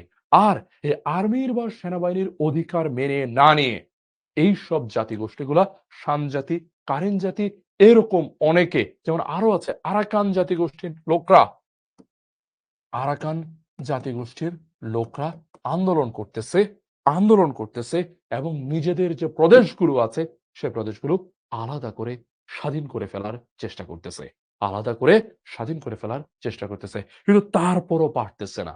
তুমি প্রশ্ন করবা কেন পারছে না? কারণ চায়না বা চীন, মিয়ানমারের এই যে জেনারেলরা আছে, জেনারেলরা আছে যারা জোর করে ক্ষমতায় বসে আছে, এদেরকে বড়সড় সাহায্য দিচ্ছে চীন। তুমি এবার প্রশ্ন করবা কেন সাহায্য দিচ্ছে চীন? কারণটা খুব সহজ। কারণ মিয়ানমার প্রাকৃতিক সম্পদে অনেক বেশি সমৃদ্ধ। মিয়ানমারের যে মাটি, সে মাটির নিচে আছে অনেক বেশি খনিজ সম্পদ। আর এই আর্মিকে টিকিয়ে রাখতে অর্থ দিয়ে, অস্ত্র দিয়ে সাহায্য করে যাচ্ছে চীন। বিনিময় এই সম্পদগুলো পেয়ে যাচ্ছে চীনারা, এই সম্পদগুলো পাচ্ছে চীনারা। এমনকি আমাদের যে রোহিঙ্গারা, রোহিঙ্গারা যে প্রদেশের সাথে থাকতো, তুমি জানো সে প্রদেশের নাম রাখাইন, রাখাইন প্রদেশে থাকতে রোহিঙ্গারা। এই যে রাখাইন প্রদেশ, এই রাখাইন প্রদেশ থেকেও রোহিঙ্গাদেরকে উচ্ছেদ করে, রোহিঙ্গাদেরকে উচ্ছেদ করে এই কর্মসূচি পরিচালনা করার চেষ্টা চলতেছে। অর্থাৎ তাদেরকে এখান থেকে উচ্ছেদ করে দিয়ে এই ভূমিটার মধ্যে খনন কার্য চালানো হবে এবং প্রাকৃতিক গ্যাস থেকে শুরু করে যেই যে খনিজ দ্রব্য পাওয়া যাবে সেগুলো চায়নাতে পাঠানো হবে। বুঝতে পারা যাচ্ছে? এই মূল প্ল্যান। এবার তোমার মাথায় প্রশ্ন আসতে পারে, আচ্ছা ভাই, এই যে রোহিঙ্গারা, ওরা বলে, ওরা বলে যে রোহিঙ্গারা নাকি মিয়ানমারের মানুষ না, মিয়ানমারের মানুষ না। ওরা আসলে কাদের মানুষ? উত্তরটা আমি সহজভাবে তোমার বুঝি। মিয়ানমারের মানুষ আসলেই ওরা না। ওরা মানে রোহিঙ্গারা এই অঞ্চলের মানুষ, অর্থাৎ আমাদের এদিকেরই মানুষ। তবে আমাদের এদিকের এই মানুষগুলো অনেক অনেক বছর আগে, ব্রিটিশ শাসন শুরু হওয়ারও আগে, তুমি জানো আমাদের এদিকে কিছু কিছু ভাই জনপদ ছিল। তোমরা অনেকে এটা পড়েছো, জনপদ। সেই জনপদের নামগুলো পড়েছো তোমরা, পুন্ড্র, বরেন্দ্র, গৌর, রাঢ়, সমতট। মনে করে দেখো ভাই, সবাই তোমরা এগুলো পড়ছো। ঠিক তেমনি একটা জনপদ ছিল ভাই আরাকান জনপদ বা আরাকান রাজ্য, আরাকান জনপদ বা আরাকান রাজ্য। আমাদের এই যে কক্সবাজার তোমরা দেখো না, কক্সবাজার, এই কক্সবাজার এই আরাকান জনপদের অংশ ছিল এবং কক্সবাজার আরাকান জনপদের অংশ হওয়ার কারণে কক্সবাজারের মানুষরা নাফ নদী পেরিয়ে ওই পারে যেতে পারতো, ওই পার থেকে আসতেও পারতো। আর এভাবেই তারা ওই পারে গিয়েছিল। ওই পারে অনেক বছর ধরে, শতাব্দী কাল ধরে, 100 বছরের অধিক সময় ধরে তারা বসবাস করেছে। এরপর যখন দেশ ভাগ হয়েছে, যেহেতু তারা 100 বছরের অধিক সময় ধরে ওই পাশে থাকতেছে, তাই তারা ওপাশেই থেকে যায়। কিন্তু পরবর্তীতে মিয়ানমার সরকার আর তাদেরকে নাগরিকত্ব দেয়নি এবং আমরা যে তাদেরকে ডাকি রোহিঙ্গা, ওদেরকে কিন্তু তারা রোহিঙ্গাও ডাকে না, ওদেরকে ডাকে কালার নামে, কালার নামে। এই নামে রোহিঙ্গাদেরকে ডাকা হয়। বুঝতে পারতেছো ভাই? এই হলো রোহিঙ্গাদের ঘটনা, রোহিঙ্গাদের ঘটনা। এই ঘটনা থেকেই তুমি এবার তোমার উত্তর টান দিবা যে ভাই হ্যাঁ, মিয়ানমারের সুশাসনের অভাবই দায়ী রোহিঙ্গাদের অবস্থার পিছনে। ওদের দেশে কি কি সুশাসন নাই? দেখো, ওদের দেশে আইনের শাসন বলে কিছু নাই। মানুষ যাকে ভোট দিয়ে ক্ষমতায় বসাতে চায় সে বসতে পারে না, কারণ আইনের শাসন নাই। সুচিরে বসাতে চাইছিল, বসতে পারে নাই। ঠিক আছে, এক। দুই, ওদের দেশে গণতন্ত্র বলে কিছু নাই। ওদের দেশে কি নাই? গণতন্ত্র বলে কিছু নাই। আইনের শাসন নাই, গণতন্ত্র নাই। ওদের দেশে এই যে একটা জনগোষ্ঠীকে জোর করে তুলে দেওয়া হচ্ছে, তাদের সরকারকে কোনো জবাবদিহিতা জবাবদিহিতার মুখোমুখি হতে হচ্ছে না, অর্থাৎ ওদের দেশে জবাবদিহিতা নাই। তাহলে আইনের শাসন নাই, ওদের দেশে গণতন্ত্র নাই, ওদের দেশে জবাবদিহিতা নাই। এর পরবর্তীতে আমরা দেখতে পাই সেখানে অনেক বেশি দুর্নীতি। আর্মির যারা আছে তারা প্রচুর দুর্নীতি করেই ক্ষমতায় বসে আছে। তাহলে দেখতে পাচ্ছি দুর্নীতি। এর পরবর্তীতে আমি দেখতে পাই বাক স্বাধীনতা। বাক স্বাধীনতা অর্থাৎ এই যে রোহিঙ্গাদেরকে মারতেছে, রোহিঙ্গাদেরকে নির্যাতন করতেছে, ওদের কোনো কথা বলার স্বাধীনতাই সেখানে নাই। তাহলে এই যে ব্যাপারগুলো নাই, এগুলো না থাকার কারণে এই অবস্থা হইছে, যার কারণে রোহিঙ্গাদেরকে মেরে বের করে দিছে। That's it. চলো এবার আশা করি তোমার পুরা কনসেপ্ট ক্লিয়ার। এবার উত্তরটা পড়বো সবাই মিলে।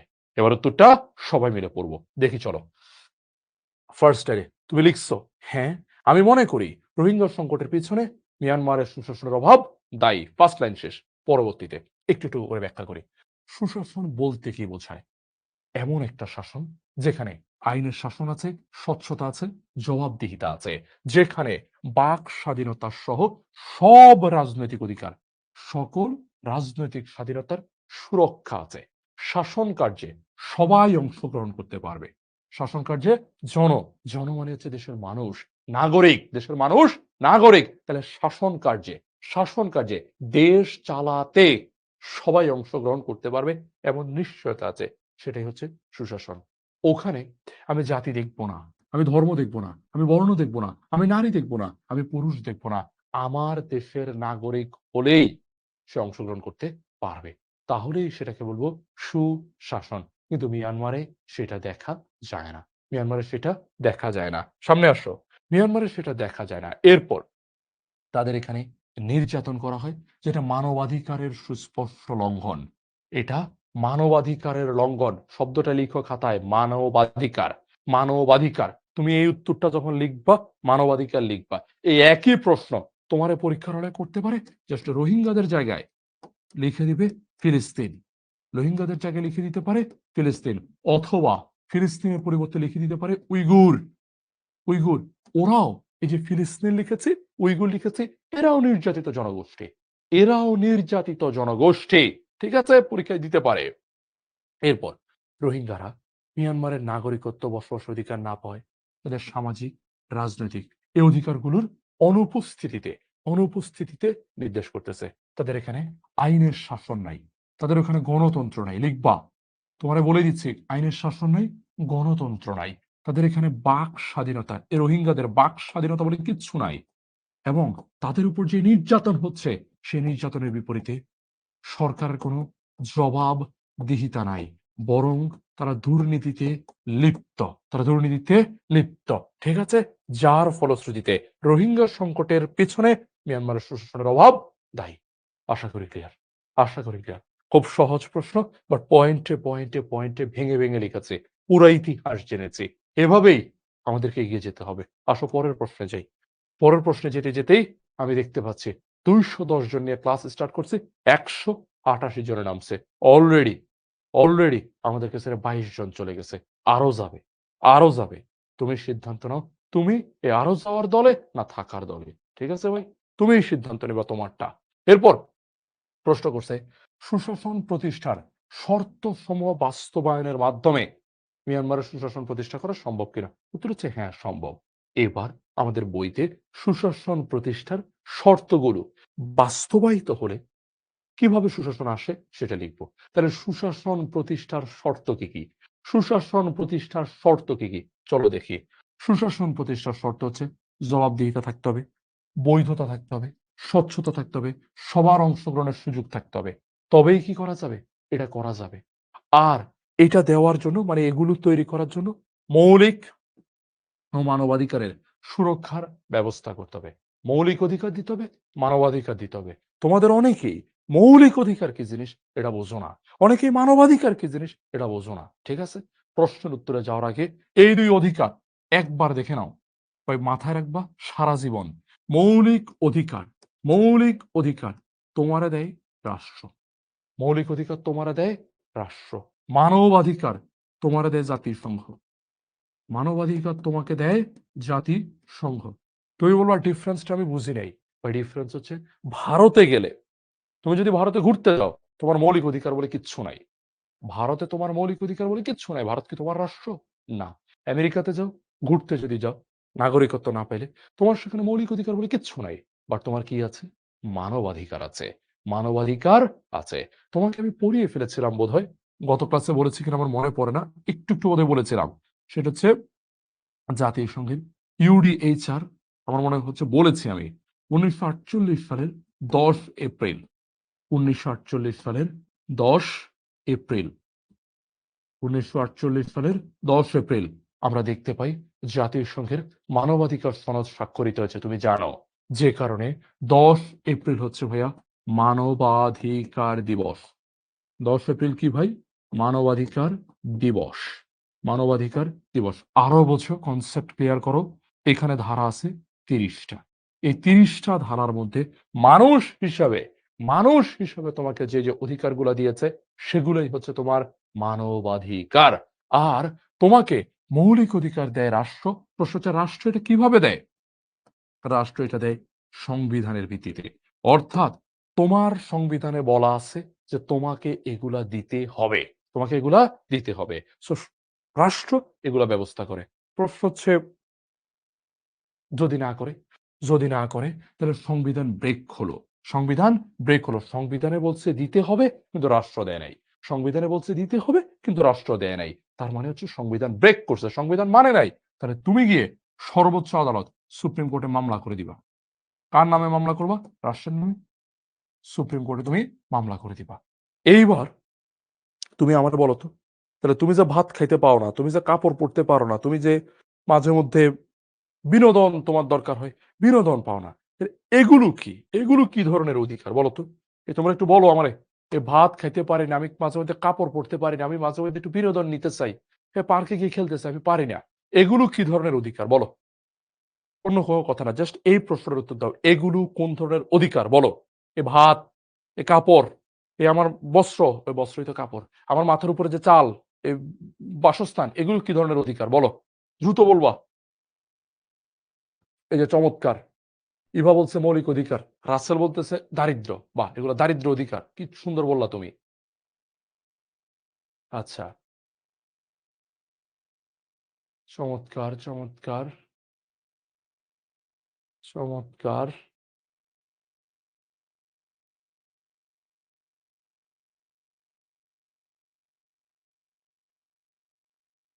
তাহমিনা আক্তার খুব সুন্দর একটা কথা লিখছে। সে লিখছে, স্যার আপনি একটু বেশি কথা বলেন। একদম সত্য তাহমিনা আক্তার, আমি খুবই বেশি কথা বলি। এরপর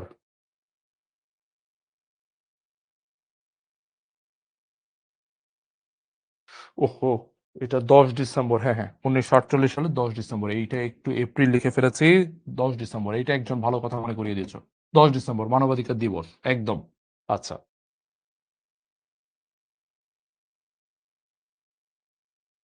ওকে ওকে ওকে, চমৎকার চমৎকার চমৎকার। মৌলিক অধিকার, মৌলিক অধিকার। আচ্ছা, সবাই আচ্ছা, মোটামুটি আমি সবার উত্তর পেয়ে গেছি, সবার উত্তর পেয়ে গেছি।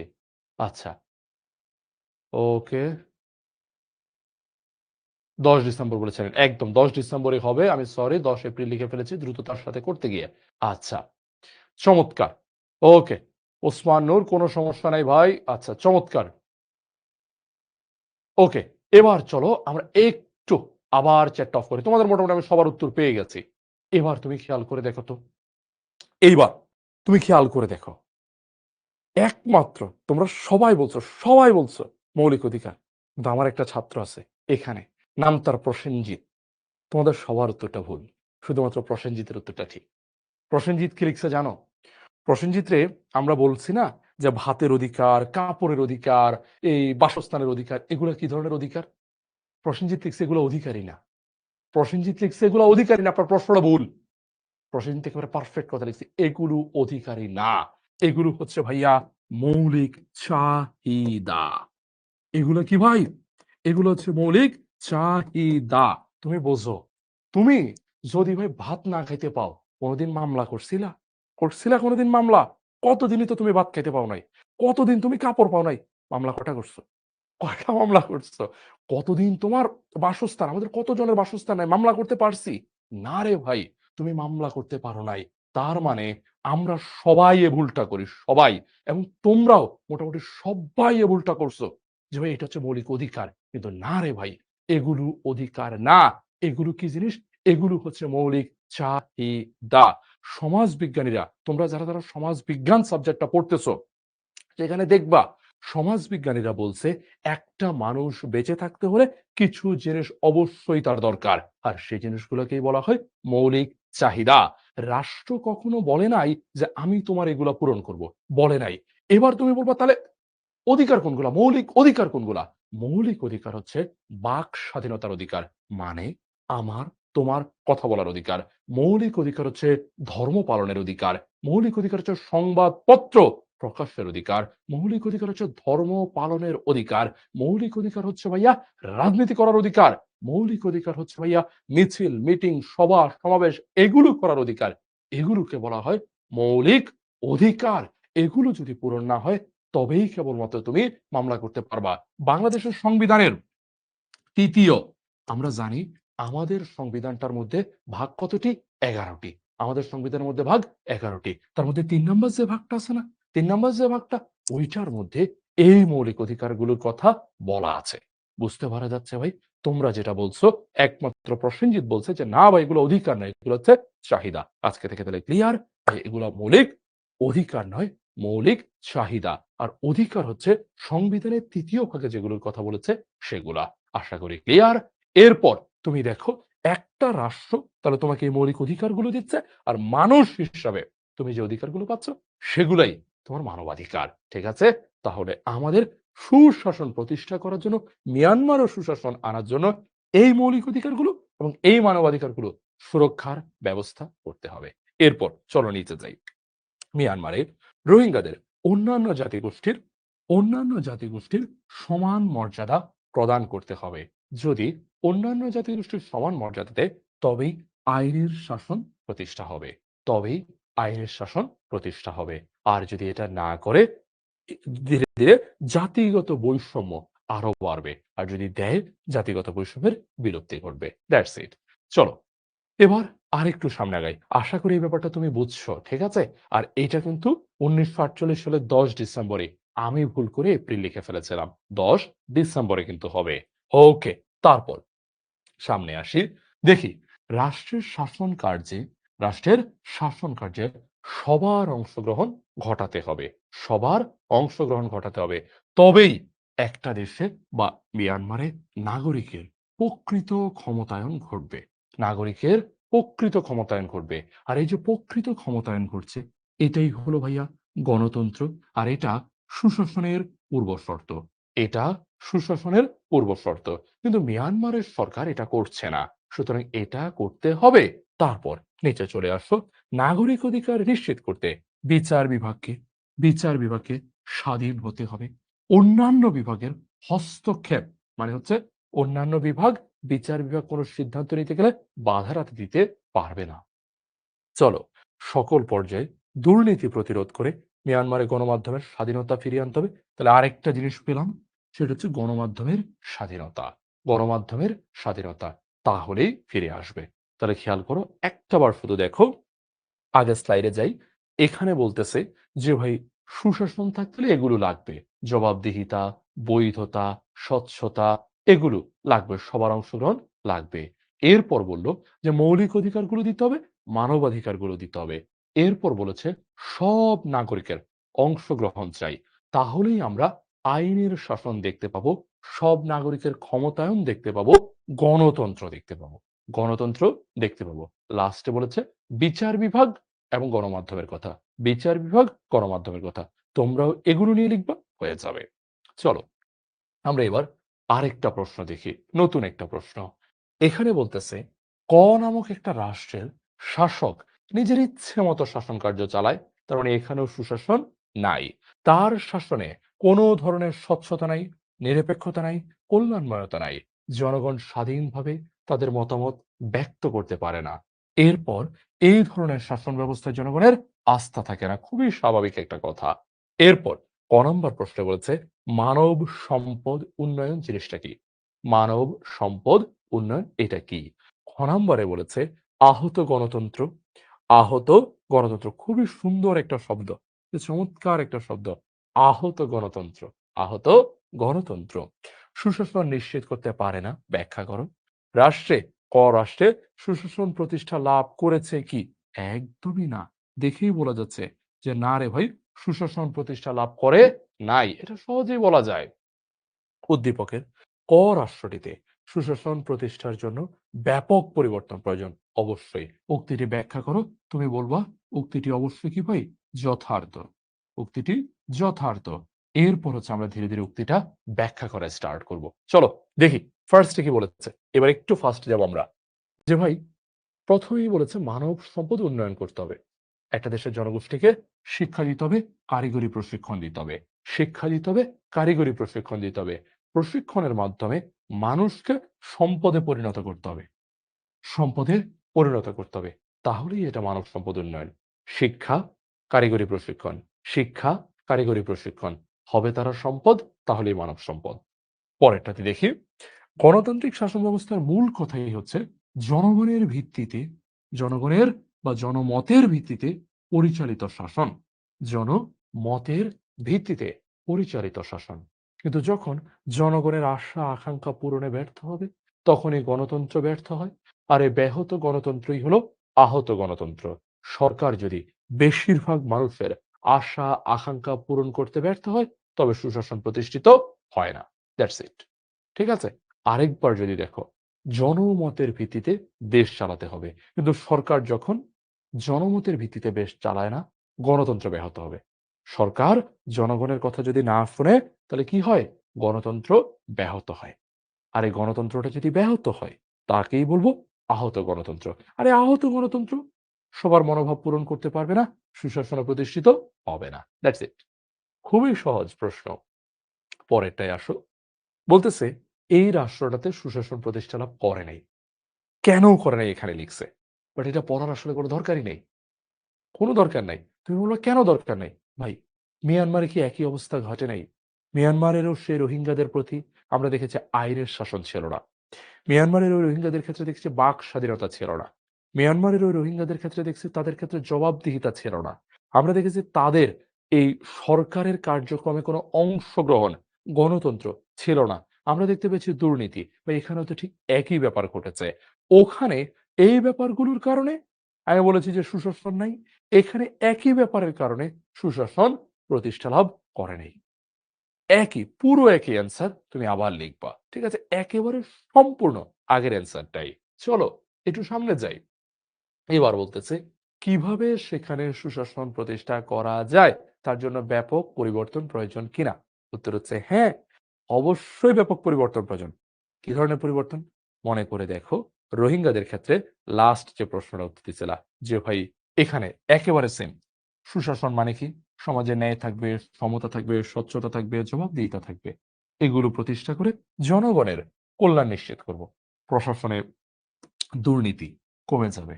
জনগণের মৌলিক চাহিদা, যেটা আমি তোমাদেরকে বোঝাইছিলাম, মনে আছে নিশ্চয়ই? মৌলিক চাহিদা যেমন খাদ্য, শিক্ষা, স্বাস্থ্য, বাসস্থান, নিরাপত্তা, এগুলো সুরক্ষিত হয়। ঠিক আছে? যেটা আমরা পড়ে আসছি। ঠিক আছে? সুশাসন নাগরিকদের সিদ্ধান্ত গ্রহণ প্রক্রিয়ার মধ্যে এক ধরনের অংশগ্রহণের সুযোগ দিবে। সবাই মিলে অংশগ্রহণ করতে পারবে, দেশের অগ্রগতি হবে। ঠিক আছে? আর এই দেশটার মধ্যে এটা হচ্ছে না। কেন? কারণ এখানে জবাবদিহিতামূলক সরকার নাই। তাহলে জবাবদিহিতামূলক সরকার থাকলে জনগণের প্রাধান্য না থাকার কারণে এগুলো হচ্ছে। তাহলে এগুলো দিতে হবে। সহজ কথা। নিচে আসো। এরপর আবারও সেই একই কথা, বিচার বিভাগ। তুমি মনে করে দেখো আগেরবার বিচার বিভাগ ছিল কিনা? আগেরবার বিচার বিভাগ ছিল কিনা? আগেরবারও ছিল বিচার বিভাগ, আগেরবারও ছিল হস্তক্ষেপ এবং ছিল গণমাধ্যম। That's it. তুমি এবারও সেগুলা বলবা।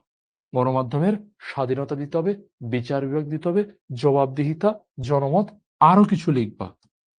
গণতন্ত্র লিখবা, আইনের শাসন লিখবা। That's it.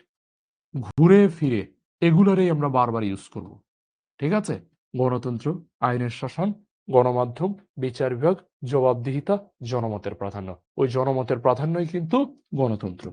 ঠিক আছে? That's it. চলো পরেরটাতে যাই। পরের প্রশ্নটাতে বলতেছে মিস্টার আলম একজন বিশিষ্ট ব্যবসায়ী, সৎ ও দক্ষ ব্যবস্থাপনার কারণে তার ব্যবসা দিন দিন বাড়তে থাকে। তিনি শ্রমিকদের ন্যায্য মজুরি দেন এবং শ্রমিকদের কল্যাণে একটি তহবিলও গঠন করেন। তিনি তার এলাকার বিভিন্ন সামাজিক প্রতিষ্ঠানের পৃষ্ঠপোষক। তিনি রাষ্ট্রীয় আইনের প্রতি শ্রদ্ধাশীল। আইন চমৎকার। নিয়মিত কর দেন। সন্তানদের লেখাপড়ার ব্যাপারে তিনি বেশ আন্তরিক। তার এলাকায় তিনি একজন ভালো মানুষ হিসেবে পরিচিত। চমৎকার। প্রথম প্রশ্নটি করেছে আইন কি। আচ্ছা, আইনের ইংরেজিটা আমি জানি। আইনের ইংরেজি হচ্ছে ল। আইনের ইংরেজি হচ্ছে ল। আমরা জানি ল শব্দটা হচ্ছে লেগ শব্দটা থেকে। তোমরা কি কেউ বলতে পারো এই ল শব্দটা যে লেগ শব্দটা থেকে আসছে, ওই লেগ শব্দটা কোন ভাষা থেকে আসছে? ল শব্দটা আসছে লেগ শব্দটা থেকে। প্রশ্ন হচ্ছে লেগ শব্দটা কোন ভাষা থেকে আগত? বলো। এই উত্তরটা একটু দেওয়ার চেষ্টা করো সবাই। একটু বলো, ল শব্দটা আসছে লেগ থেকে। লেগ কোন ভাষা থেকে আগত শব্দ? দেখি তোমরা জানো কিনা। একটু বলার চেষ্টা করো। চমৎকার! কি অসাধারণ ব্যাপার! আমি একেবারে ১ম যে মানুষটার উত্তরটা পেয়েছি, তিনি একেবারে কনফিডেন্ট, তার উত্তরটাই কিন্তু ঠিক। এরপর দেখতে পাচ্ছি আরো অনেকে খুব সুন্দর উত্তর দিয়েছে। যেমন যার উত্তরটা আমি ঠিক পেয়েছি, ইরশাদ। ইরশাদ জাহান পারফেক্ট অ্যান্সার দিয়েছো আপু। এরপর আমি যার উত্তরটা ঠিক পেয়েছি সে হচ্ছে স্নেহা। স্নেহা ঘোষ। ঠিক উত্তর। এরপর আবার ইরশাদ জাহান। আমি বুঝতে পারছি সে ২য় বার লিখেছে। তারপর আর কেউ? না, আর কেউ পারছে না। চমৎকার! নাফিজ, অসাধারণ! নাফিজ ঠিক উত্তর দিয়েছে। এমরান হোসেন সঠিক উত্তর। এরপর আর কার উত্তর ঠিক হয়েছে দেখি। আ আরেকজনও ঠিক হয় নাই। ঠিক আছে? আরেকজনও ঠিক উত্তর দিতে পারে নাই। রাইসুল লিখেছে ল্যাটিন। না, রাইসুল ল্যাটিন না।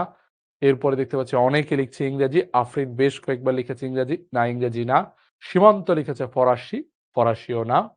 ইয়াসিন লিখেছে গ্রিক। গ্রিকও না। ল্যাটিন তো নাই। ঠিক আছে? সাদিয়া বলতেছে গ্রিক। না, গ্রিক না। অর্ণব বলছে জানি না। চমৎকার অর্ণব। সত্যি কথাই বলেছে যে ভাই এটা পারতেছি না। কোন টেনশন নাই, আমরা দেখব। আচ্ছা, চলো অর্ণব দেখে ফেলি। এই ল শব্দটা আসছে এই লেগ শব্দটা থেকে, আর এই শব্দটা আসছে টিউটানিক শব্দ থেকে। এটা একটা টিউটানিক শব্দ। টিউটানিক শব্দ।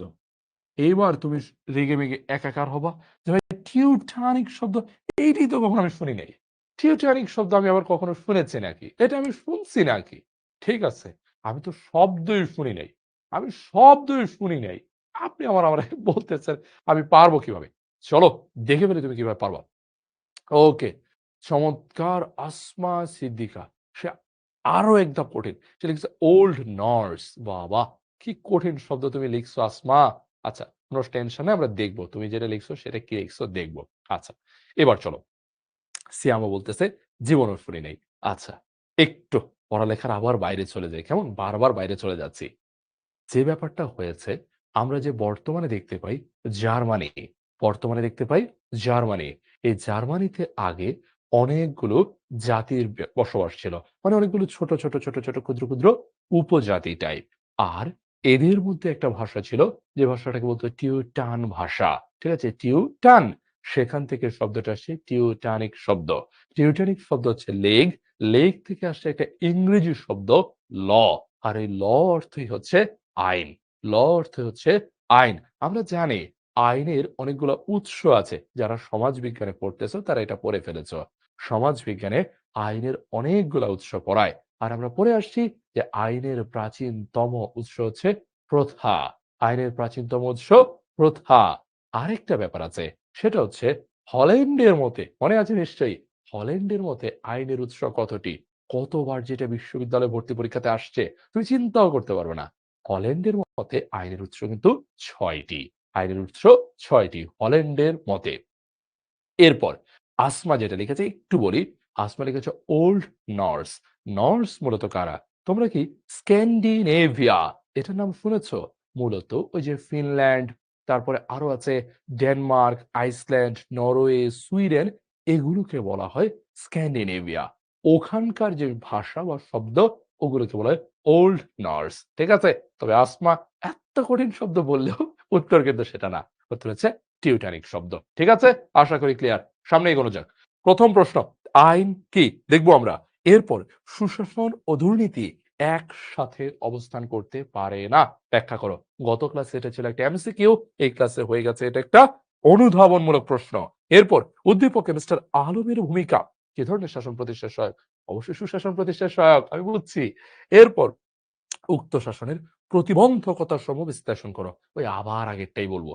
আগের বার যেগুলোর কারণে সুশাসন হয় নাই, আমি ওগুলো রিপিট করে চলে যাব। শেষ। ঠিক আছে? কত সহজ তোমাদের এই পৌরনীতি। আচ্ছা, ১ম প্রশ্নে আসি। আইন কি? ভাই আইন হচ্ছে কতগুলো নিয়মাবলীর, বিধিবদ্ধ নিয়মাবলীর সমষ্টি। কতগুলো নিয়মাবলীর সমষ্টি। কতগুলো নিয়মাবলীর সমষ্টি যেগুলো মানুষের আচার-আচরণকে নিয়ন্ত্রণ করে। তাহলে আইন কি? আইন হচ্ছে ভাই কিছু নিয়মের সমষ্টি। আইন হচ্ছে কিছু নিয়মের সমষ্টি যেগুলো মানুষের আচার-আচরণকে নিয়ন্ত্রণ করে। যেগুলো মানুষের আচার-আচরণকে নিয়ন্ত্রণ করে। আরেকটা ছোট্ট তথ্য তোমাকে দেই। একটা রাষ্ট্রের সর্বোচ্চ আইন কি? একটা রাষ্ট্রের সর্বোচ্চ আইন কি? উত্তরটা খুব সহজ। তাই আমি নিজেই বলে দেই। একটা রাষ্ট্রের সর্বোচ্চ আইন হচ্ছে ভাই সংবিধান। একটা রাষ্ট্রের সর্বোচ্চ আইন হচ্ছে ভাই সংবিধান। অর্থাৎ তুমি বোঝো সংবিধান। অর্থাৎ আমরা এই যে বারবার বলি না সংবিধানের কথা, সংবিধান আসলে ভাই কিচ্ছু না। সংবিধান আসলে একটা বই। ভাই এটা কিসের বই? ভাই এটা একটা আইনের বই। এটা একটা আইনের বই। একটা দেশ বা একটা রাষ্ট্র কিভাবে চলবে তা যে বইয়ে লেখা থাকে সেটাই হচ্ছে সংবিধান। চলো পরের প্রশ্নে যাই। সুশাসনের অন্যতম প্রধান প্রতিবন্ধক, প্রধান বাধা হলো দুর্নীতি। সুশাসন ও দুর্নীতি কখনোই একসাথে থাকবে না। কারণ সুশাসনের ক্ষেত্রে যদি দুর্নীতি থাকে তুমি বোঝো জাতীয়ভাবে সম্পদ বন্টনের ক্ষেত্রে অসামঞ্জস্য হবে, ধনী গরিব ব্যবধান তৈরি হবে, আইন শৃঙ্খলা লঙ্ঘিত হবে, ন্যায় বিচার পাওয়া যাবে না এবং আইনের শাসন হুমকির মুখে পড়বে। ফলাফল ভাই আমাদের এখানে সুশাসন হবে না। That's it. চলো আমি একটু দেখাই আবার। দুর্নীতির কারণে তুমি দেখবা জাতীয় সম্পদ সঠিকভাবে বন্টনে অসামঞ্জস্যতা দেখা দিবে। প্রথমত ধনী দরিদ্রের মধ্যে একটা ব্যবধান তৈরি হবে। ধনী গরিবের ব্যবধান। আইন শৃঙ্খলার মধ্যে তুমি দেখবা অবনতি হচ্ছে। ঠিক আছে? ন্যায় বিচার থাকছে না, গণতন্ত্র থাকছে না, আইনের শাসন হুমকির মুখে পড়তেছে। দ্যাটস ওয়াই আমরা দেখতে পাই যখনই দুর্নীতি তখনই সুশাসন থাকে না। এরপর তুমি দেখো এই যে আলম সাহেব ওনার যে অবস্থা এটা সুশাসন প্রতিষ্ঠার সহায়ক। কেন? একটা করে দেখো। উনি যে ব্যবস্থা নিয়ে আসছে প্রথমে সুশাসন মানে কি লিখছে আবারও আগের কথা যে শাসন ব্যবস্থায় জবাবদিহিতা আছে, বৈধতা আছে, স্বচ্ছতা আছে, সবার অংশগ্রহণের সুযোগ আছে, সেটাই সুশাসন। আলম সাহেব এগুলো করতেছে যেখানে অংশগ্রহণ আছে, স্বচ্ছতা আছে, জবাবদিহিতা আছে। সো দ্যাটস এই অবস্থাকে বা এই ভালো অবস্থাটাকে নির্দেশ করতেছে। পরবর্তীতে নিচে চলে আসি। উনি নিয়মিত কর দিচ্ছে, নিয়মিত কর প্রদান করছে। যেটা নাগরিকের একটা দায়িত্ব। আইন মান্য করতেছে। এইটাও নাগরিকের একটা দায়িত্ব। ঠিক আছে? আর প্রত্যেকে যদি এভাবে নিজ কাজগুলো ভালো করে তাহলেই সুশাসন প্রতিষ্ঠিত হয়। আর আলম সাহেব সেটাই করতেছেন। That's it. তারপর এইখানে চলে আসছো প্রতিবন্ধকতাগুলো কি? একটা করে যাব। সুশাসন প্রতিষ্ঠার একটা অন্যতম সমস্যা হচ্ছে দারিদ্র্য। দারিদ্র্য। দারিদ্রতার কারণে জনগণের শিক্ষা, উন্নত জীবনযাপন সবকিছু বাধার মুখে পড়ে। আর যখনই মানুষের এই জিনিসগুলো বাধা পড়ে না, তখনই দেখা যায় মানুষজন দেশ থেকে, দেশের কাছ থেকে কি পাওয়া যেতে পারে এগুলোর সম্পর্কে অজ্ঞ থাকে। নিজের অধিকার সম্পর্কে অজ্ঞ থাকে। নিজের মধ্যে জনসচেতনতা গড়ে ওঠে না। ফলাফল হিসাবে মানুষের যে সুশাসন প্রাপ্তি সেটাও ঘটে না।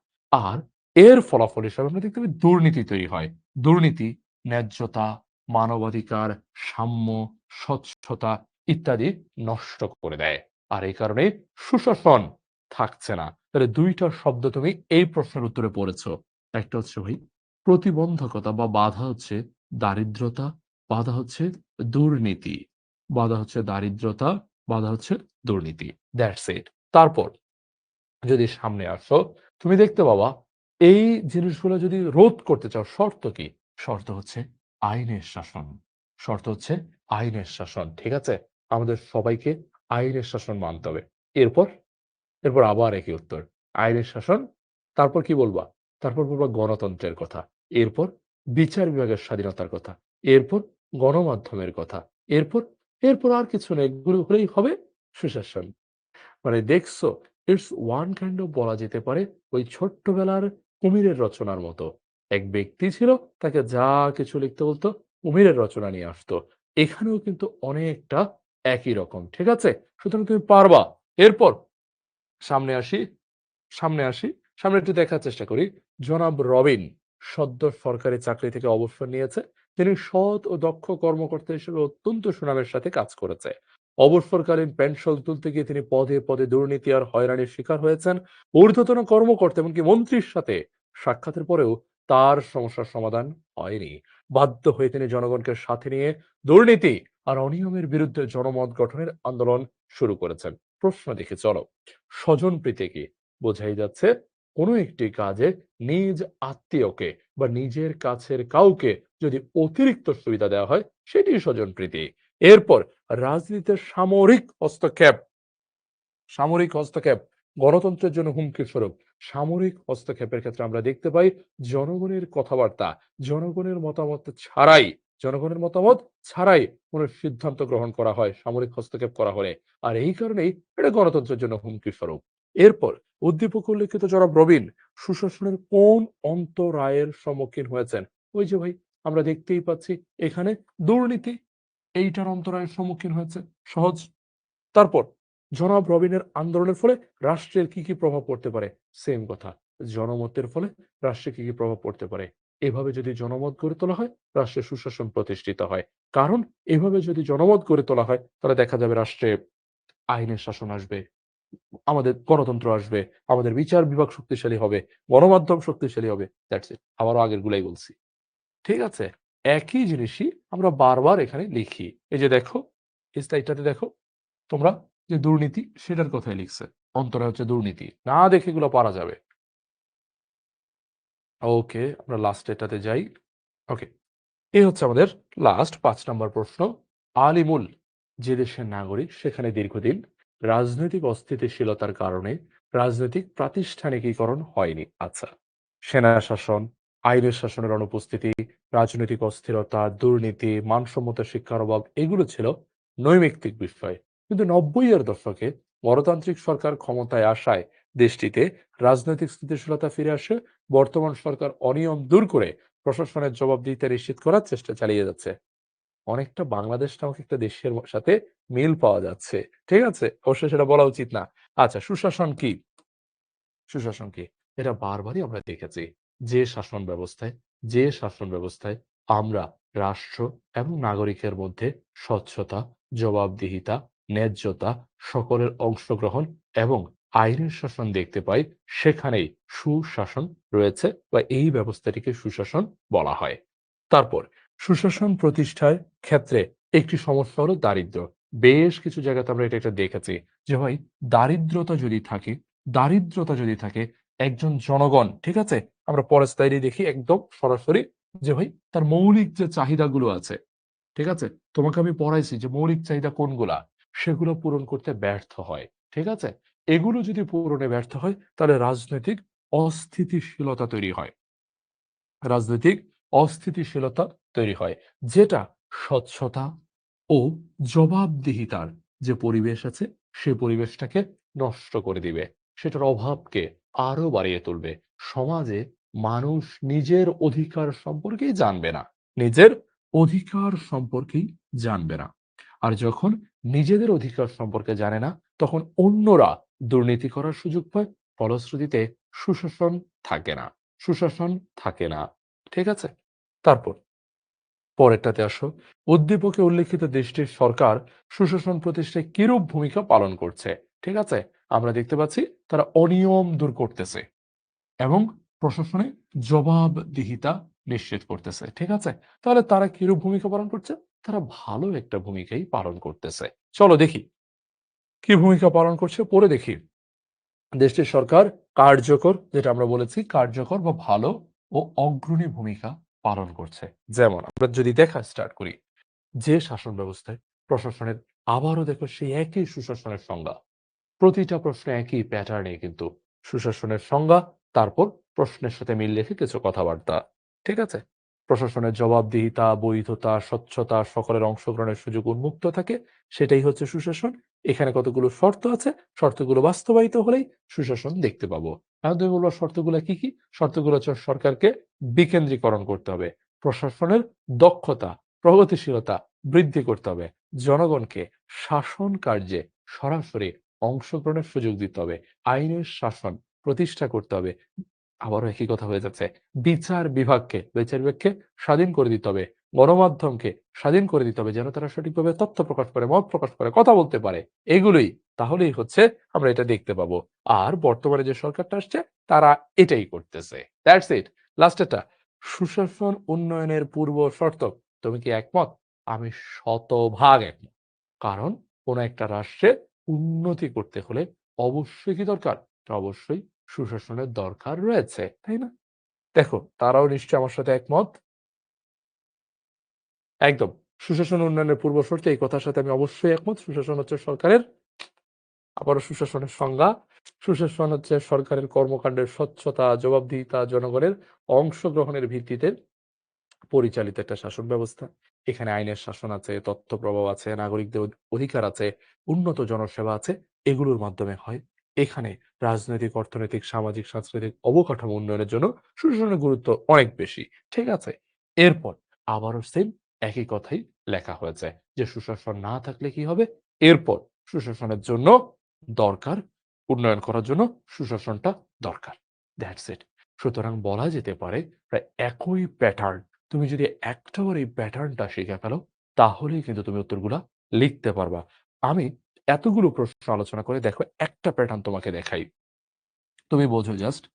মনে করো ভাই, আমাদের ক্লাসের শেষ পার্টে প্রায় একটু দেখো। এই পার্টটাই সবচেয়ে ইম্পর্টেন্ট। গ নাম্বার লিখছো অথবা মনে করো তুমি ঘ নাম্বার লিখছো। খেয়াল করে দেখো। শুরুতেই ফার্স্টে একটা লাইন যেখানে শুরু হচ্ছে তুমি কি একমত কিনা? তুমি কি এটা মনে করো কিনা? হ্যাঁ আমি একমত, না আমি একমত না। এই জাতীয় একটা লাইন। এরপর প্রত্যেকটা প্রশ্নে তুমি দেখবা এখানে সুশাসন সম্পর্কে বেসিক একটা ধারণা তোমার আছে, সেটা তুমি লিখবা। সেটা তুমি লিখবা। এখানে বলা যেতে পারে আমার কাছে মনে হচ্ছে আরো ইন ডেপথ এ লেখা যেত যে সুশাসনের ধারণাটি বিশ্ব ব্যাংক দিয়েছে। বিশ্ব ব্যাংক যেখানে আমাদেরকে বোঝানোর চেষ্টা করে একটি সমাজ ব্যবস্থা বা একটি রাষ্ট্র ব্যবস্থায় কি, কি থাকতে হয়। আমরা দেখতে পাই বিশ্ব ব্যাংক ছাড়াও ইউএনডিপি এটি ব্যাখ্যা করে। এছাড়াও আমরা দেখতে পাই চাণক্যের অর্থশাস্ত্র কিংবা রিপাবলিক গ্রন্থেও এই ব্যাপারটির কথা বলা আছে। তুমি পুরোটা ব্যাখ্যা করো। তারপর তুমি প্রশ্নের সাথে মিলায় উত্তরটা টান দাও। সেম কথাবার্তা এখানেও। ১ম এ ১-২ লাইন লিখো। তারপর আবার সুশাসনের সে প্যারাটা ইউজ করো। দেন হচ্ছে তুমি প্রশ্নের উত্তরটা টান দাও। ঠিক আছে? অর্থাৎ তাহলে তুমি একই প্যাটার্নেই বারবার লিখতে পারছো এবং ভালো লিখতে পারছো। অবশ্যই তাহলে তুমি নাম্বারটা ভালো পাবা। ঠিক আছে? সো এই হচ্ছে মোটামুটি আজকের ক্লাসের, তাই বলা যায় সুশাসন হচ্ছে উন্নয়নের পূর্বশর্ত। এই হচ্ছে মোটামুটি আমাদের আজকের ক্লাসের বিষয়বস্তু। আমার কাছে যেটা মনে হয় তোমরা সবাই ক্লিয়ারলি বোঝার কথা এবং অবশ্যই খুব ভালো করে তোমরা যে বই কিনো না কেন, একজন জিজ্ঞেস করছিল কোন বইটা কিনবো? যে বইটা কিনো না কেন সেখান থেকে ভালো করে পড়ে ফেলার কথা। গত ক্লাসে আমি দেখেছি অক্ষরপত্রের বইটা বেশ ভালো। এছাড়া তোমাদের সৈয়দুর স্যার যে বইটা পড়াচ্ছে তুমি সেখান থেকেও কিন্তু পড়তে পারো। ঠিক আছে? তাহলে চলো এইবার আমাদের ক্লাস যেহেতু শেষ, তোমাদের অনেকেরই ঘুম পাচ্ছিলে, তোমরা সেটাও লিখেছ। এবার আমরা বাড়ি ফিরি। ঠিক আছে? তার আগে আমরা দেখতে চাই তোমাদের কারো কোনো প্রশ্ন আছে কিনা? আচ্ছা, রাগিব খুব সুন্দর একটা কথা লিখেছে। রাগিব লিখেছে তার আজকে ১ম ক্লাস। সে সায়েন্স থেকে আর্টসে এসেছে।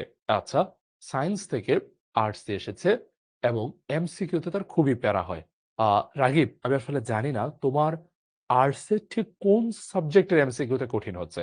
কারণ আমাদের আর্টসে তুমি যদি দেখো ইতিহাস, ইসলামের ইতিহাস, অর্থনীতি কিংবা বলো ভূগোলের প্রশ্নতে প্যারা হওয়ার কোনো কথা না। কারণ সেখানে অনেক বেশি সরাসরি লাইন। এই যে আমাদের পৌরনীতি, সেখানে একটু হয়তো সমস্যা হতে পারে। বাট তুমি যদি বারবার পড়ো না অধ্যায়গুলো, তাহলে কিন্তু পারার কথা। এছাড়া তোমাদেরকে কিন্তু আমরা বারবার বলি, আমাদের এই যে তোমরা যেখান থেকে ক্লাসটা করতেছো, শিখো অ্যাপ।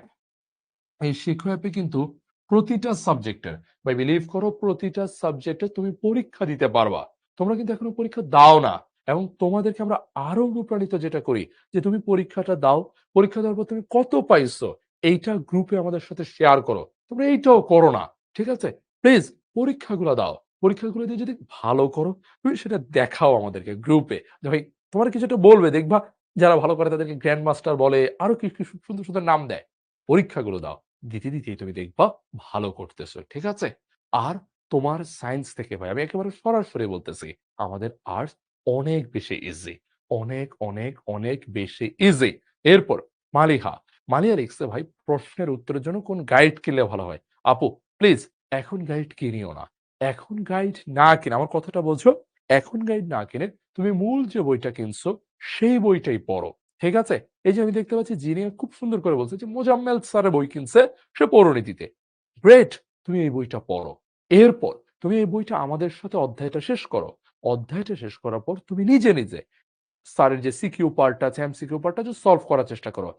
যেকোনো এমসিকিউতে ধরো তুমি পারলা না। ছবি তোলো। ছবি তোলো আমাদের এই গ্রুপটাতে দাও, আমাদের ফেসবুক গ্রুপে দাও। যে ভাই এটা তো পারি নাই। আপনারা বলছেন গাইড-টাইড না কিনে এখনই নিজে চেষ্টা করতে। পারি নাই। আমরা তোমাকে হেল্প করি। দুজনে মিলে আমরা সলভ করি। তারপরও যদি তোমার কাছে মনে হয় যে সমস্যা, তখন আমাদের কিন্তু প্র্যাকটিস বুক আকারে আমরাই তোমাকে কিছু ছোট বই পিডিএফ আকারে দিয়ে দিব। সো তোমার টেনশন নেওয়ার কোনো কারণ নেই। ঠিক আছে? সো এভাবে একটু আগাতে শুরু করো। এরপর আমরা দেখতে পাচ্ছি আর কারো কোনো প্রশ্ন? একটা সৃজনশীল কত পৃষ্ঠা লিখবা? সুমাইয়া জিজ্ঞেস করেছে। ৫ পৃষ্ঠা লেখার চেষ্টা করতে পারো। কেমন? আসমা, ইউএনডিপির পূর্ণরূপ কি? United Nations Development programme.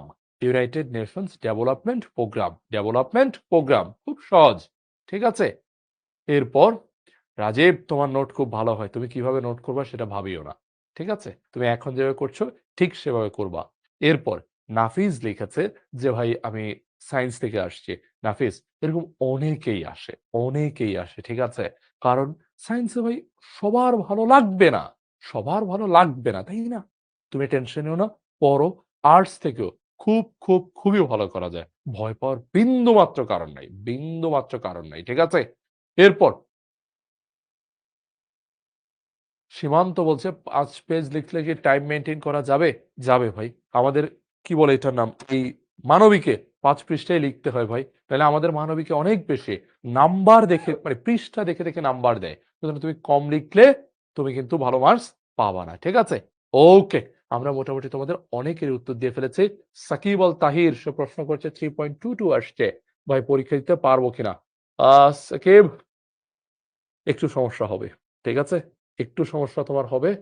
সম্ভবত তুমি ঢাকা ইউনিভার্সিটিতে মানে একটু মানে না পারার সম্ভাবনাই বেশি। ঢাকা ইউনিভার্সিটিতে আমি সরাসরি বলি 3.50 এর মতো লাগে ভাই। ঠিক আছে? এসএসসি এবং এইচএসসি দুটাতেই 3.50 করে থাকতে হবে। মোট মিলিয়ে হচ্ছে 7 থাকতে হবে। ঠিক আছে? সো একটাতে যেহেতু তোমার 3.22 চলে আসছে মানে 3.5 এর নিচে নেমে গেছে। সো ঢাকা ইউনিভার্সিটিতে এখন প্রচলিত যে নিয়ম আছে সেই নিয়ম অনুযায়ী হচ্ছে পরীক্ষা দিতে ভাই তুমি পারছো না। ঠিক আছে? কিছু করার নেই। কিন্তু কোনো সমস্যা নেই। অন্যান্য বিশ্ববিদ্যালয়গুলো তো আছে। সো সেগুলোতে তুমি নিশ্চয়ই ভালো করবে এবং এই ভালোর পথে তোমরা সবাই একসাথে থাকবে শিখর সাথে। তোমাদের সাথে দেখা হবে পরবর্তী ক্লাসে। ততক্ষণ পর্যন্ত তোমাদের সবাইকে অনেক ধন্যবাদ। আল্লাহ হাফেজ।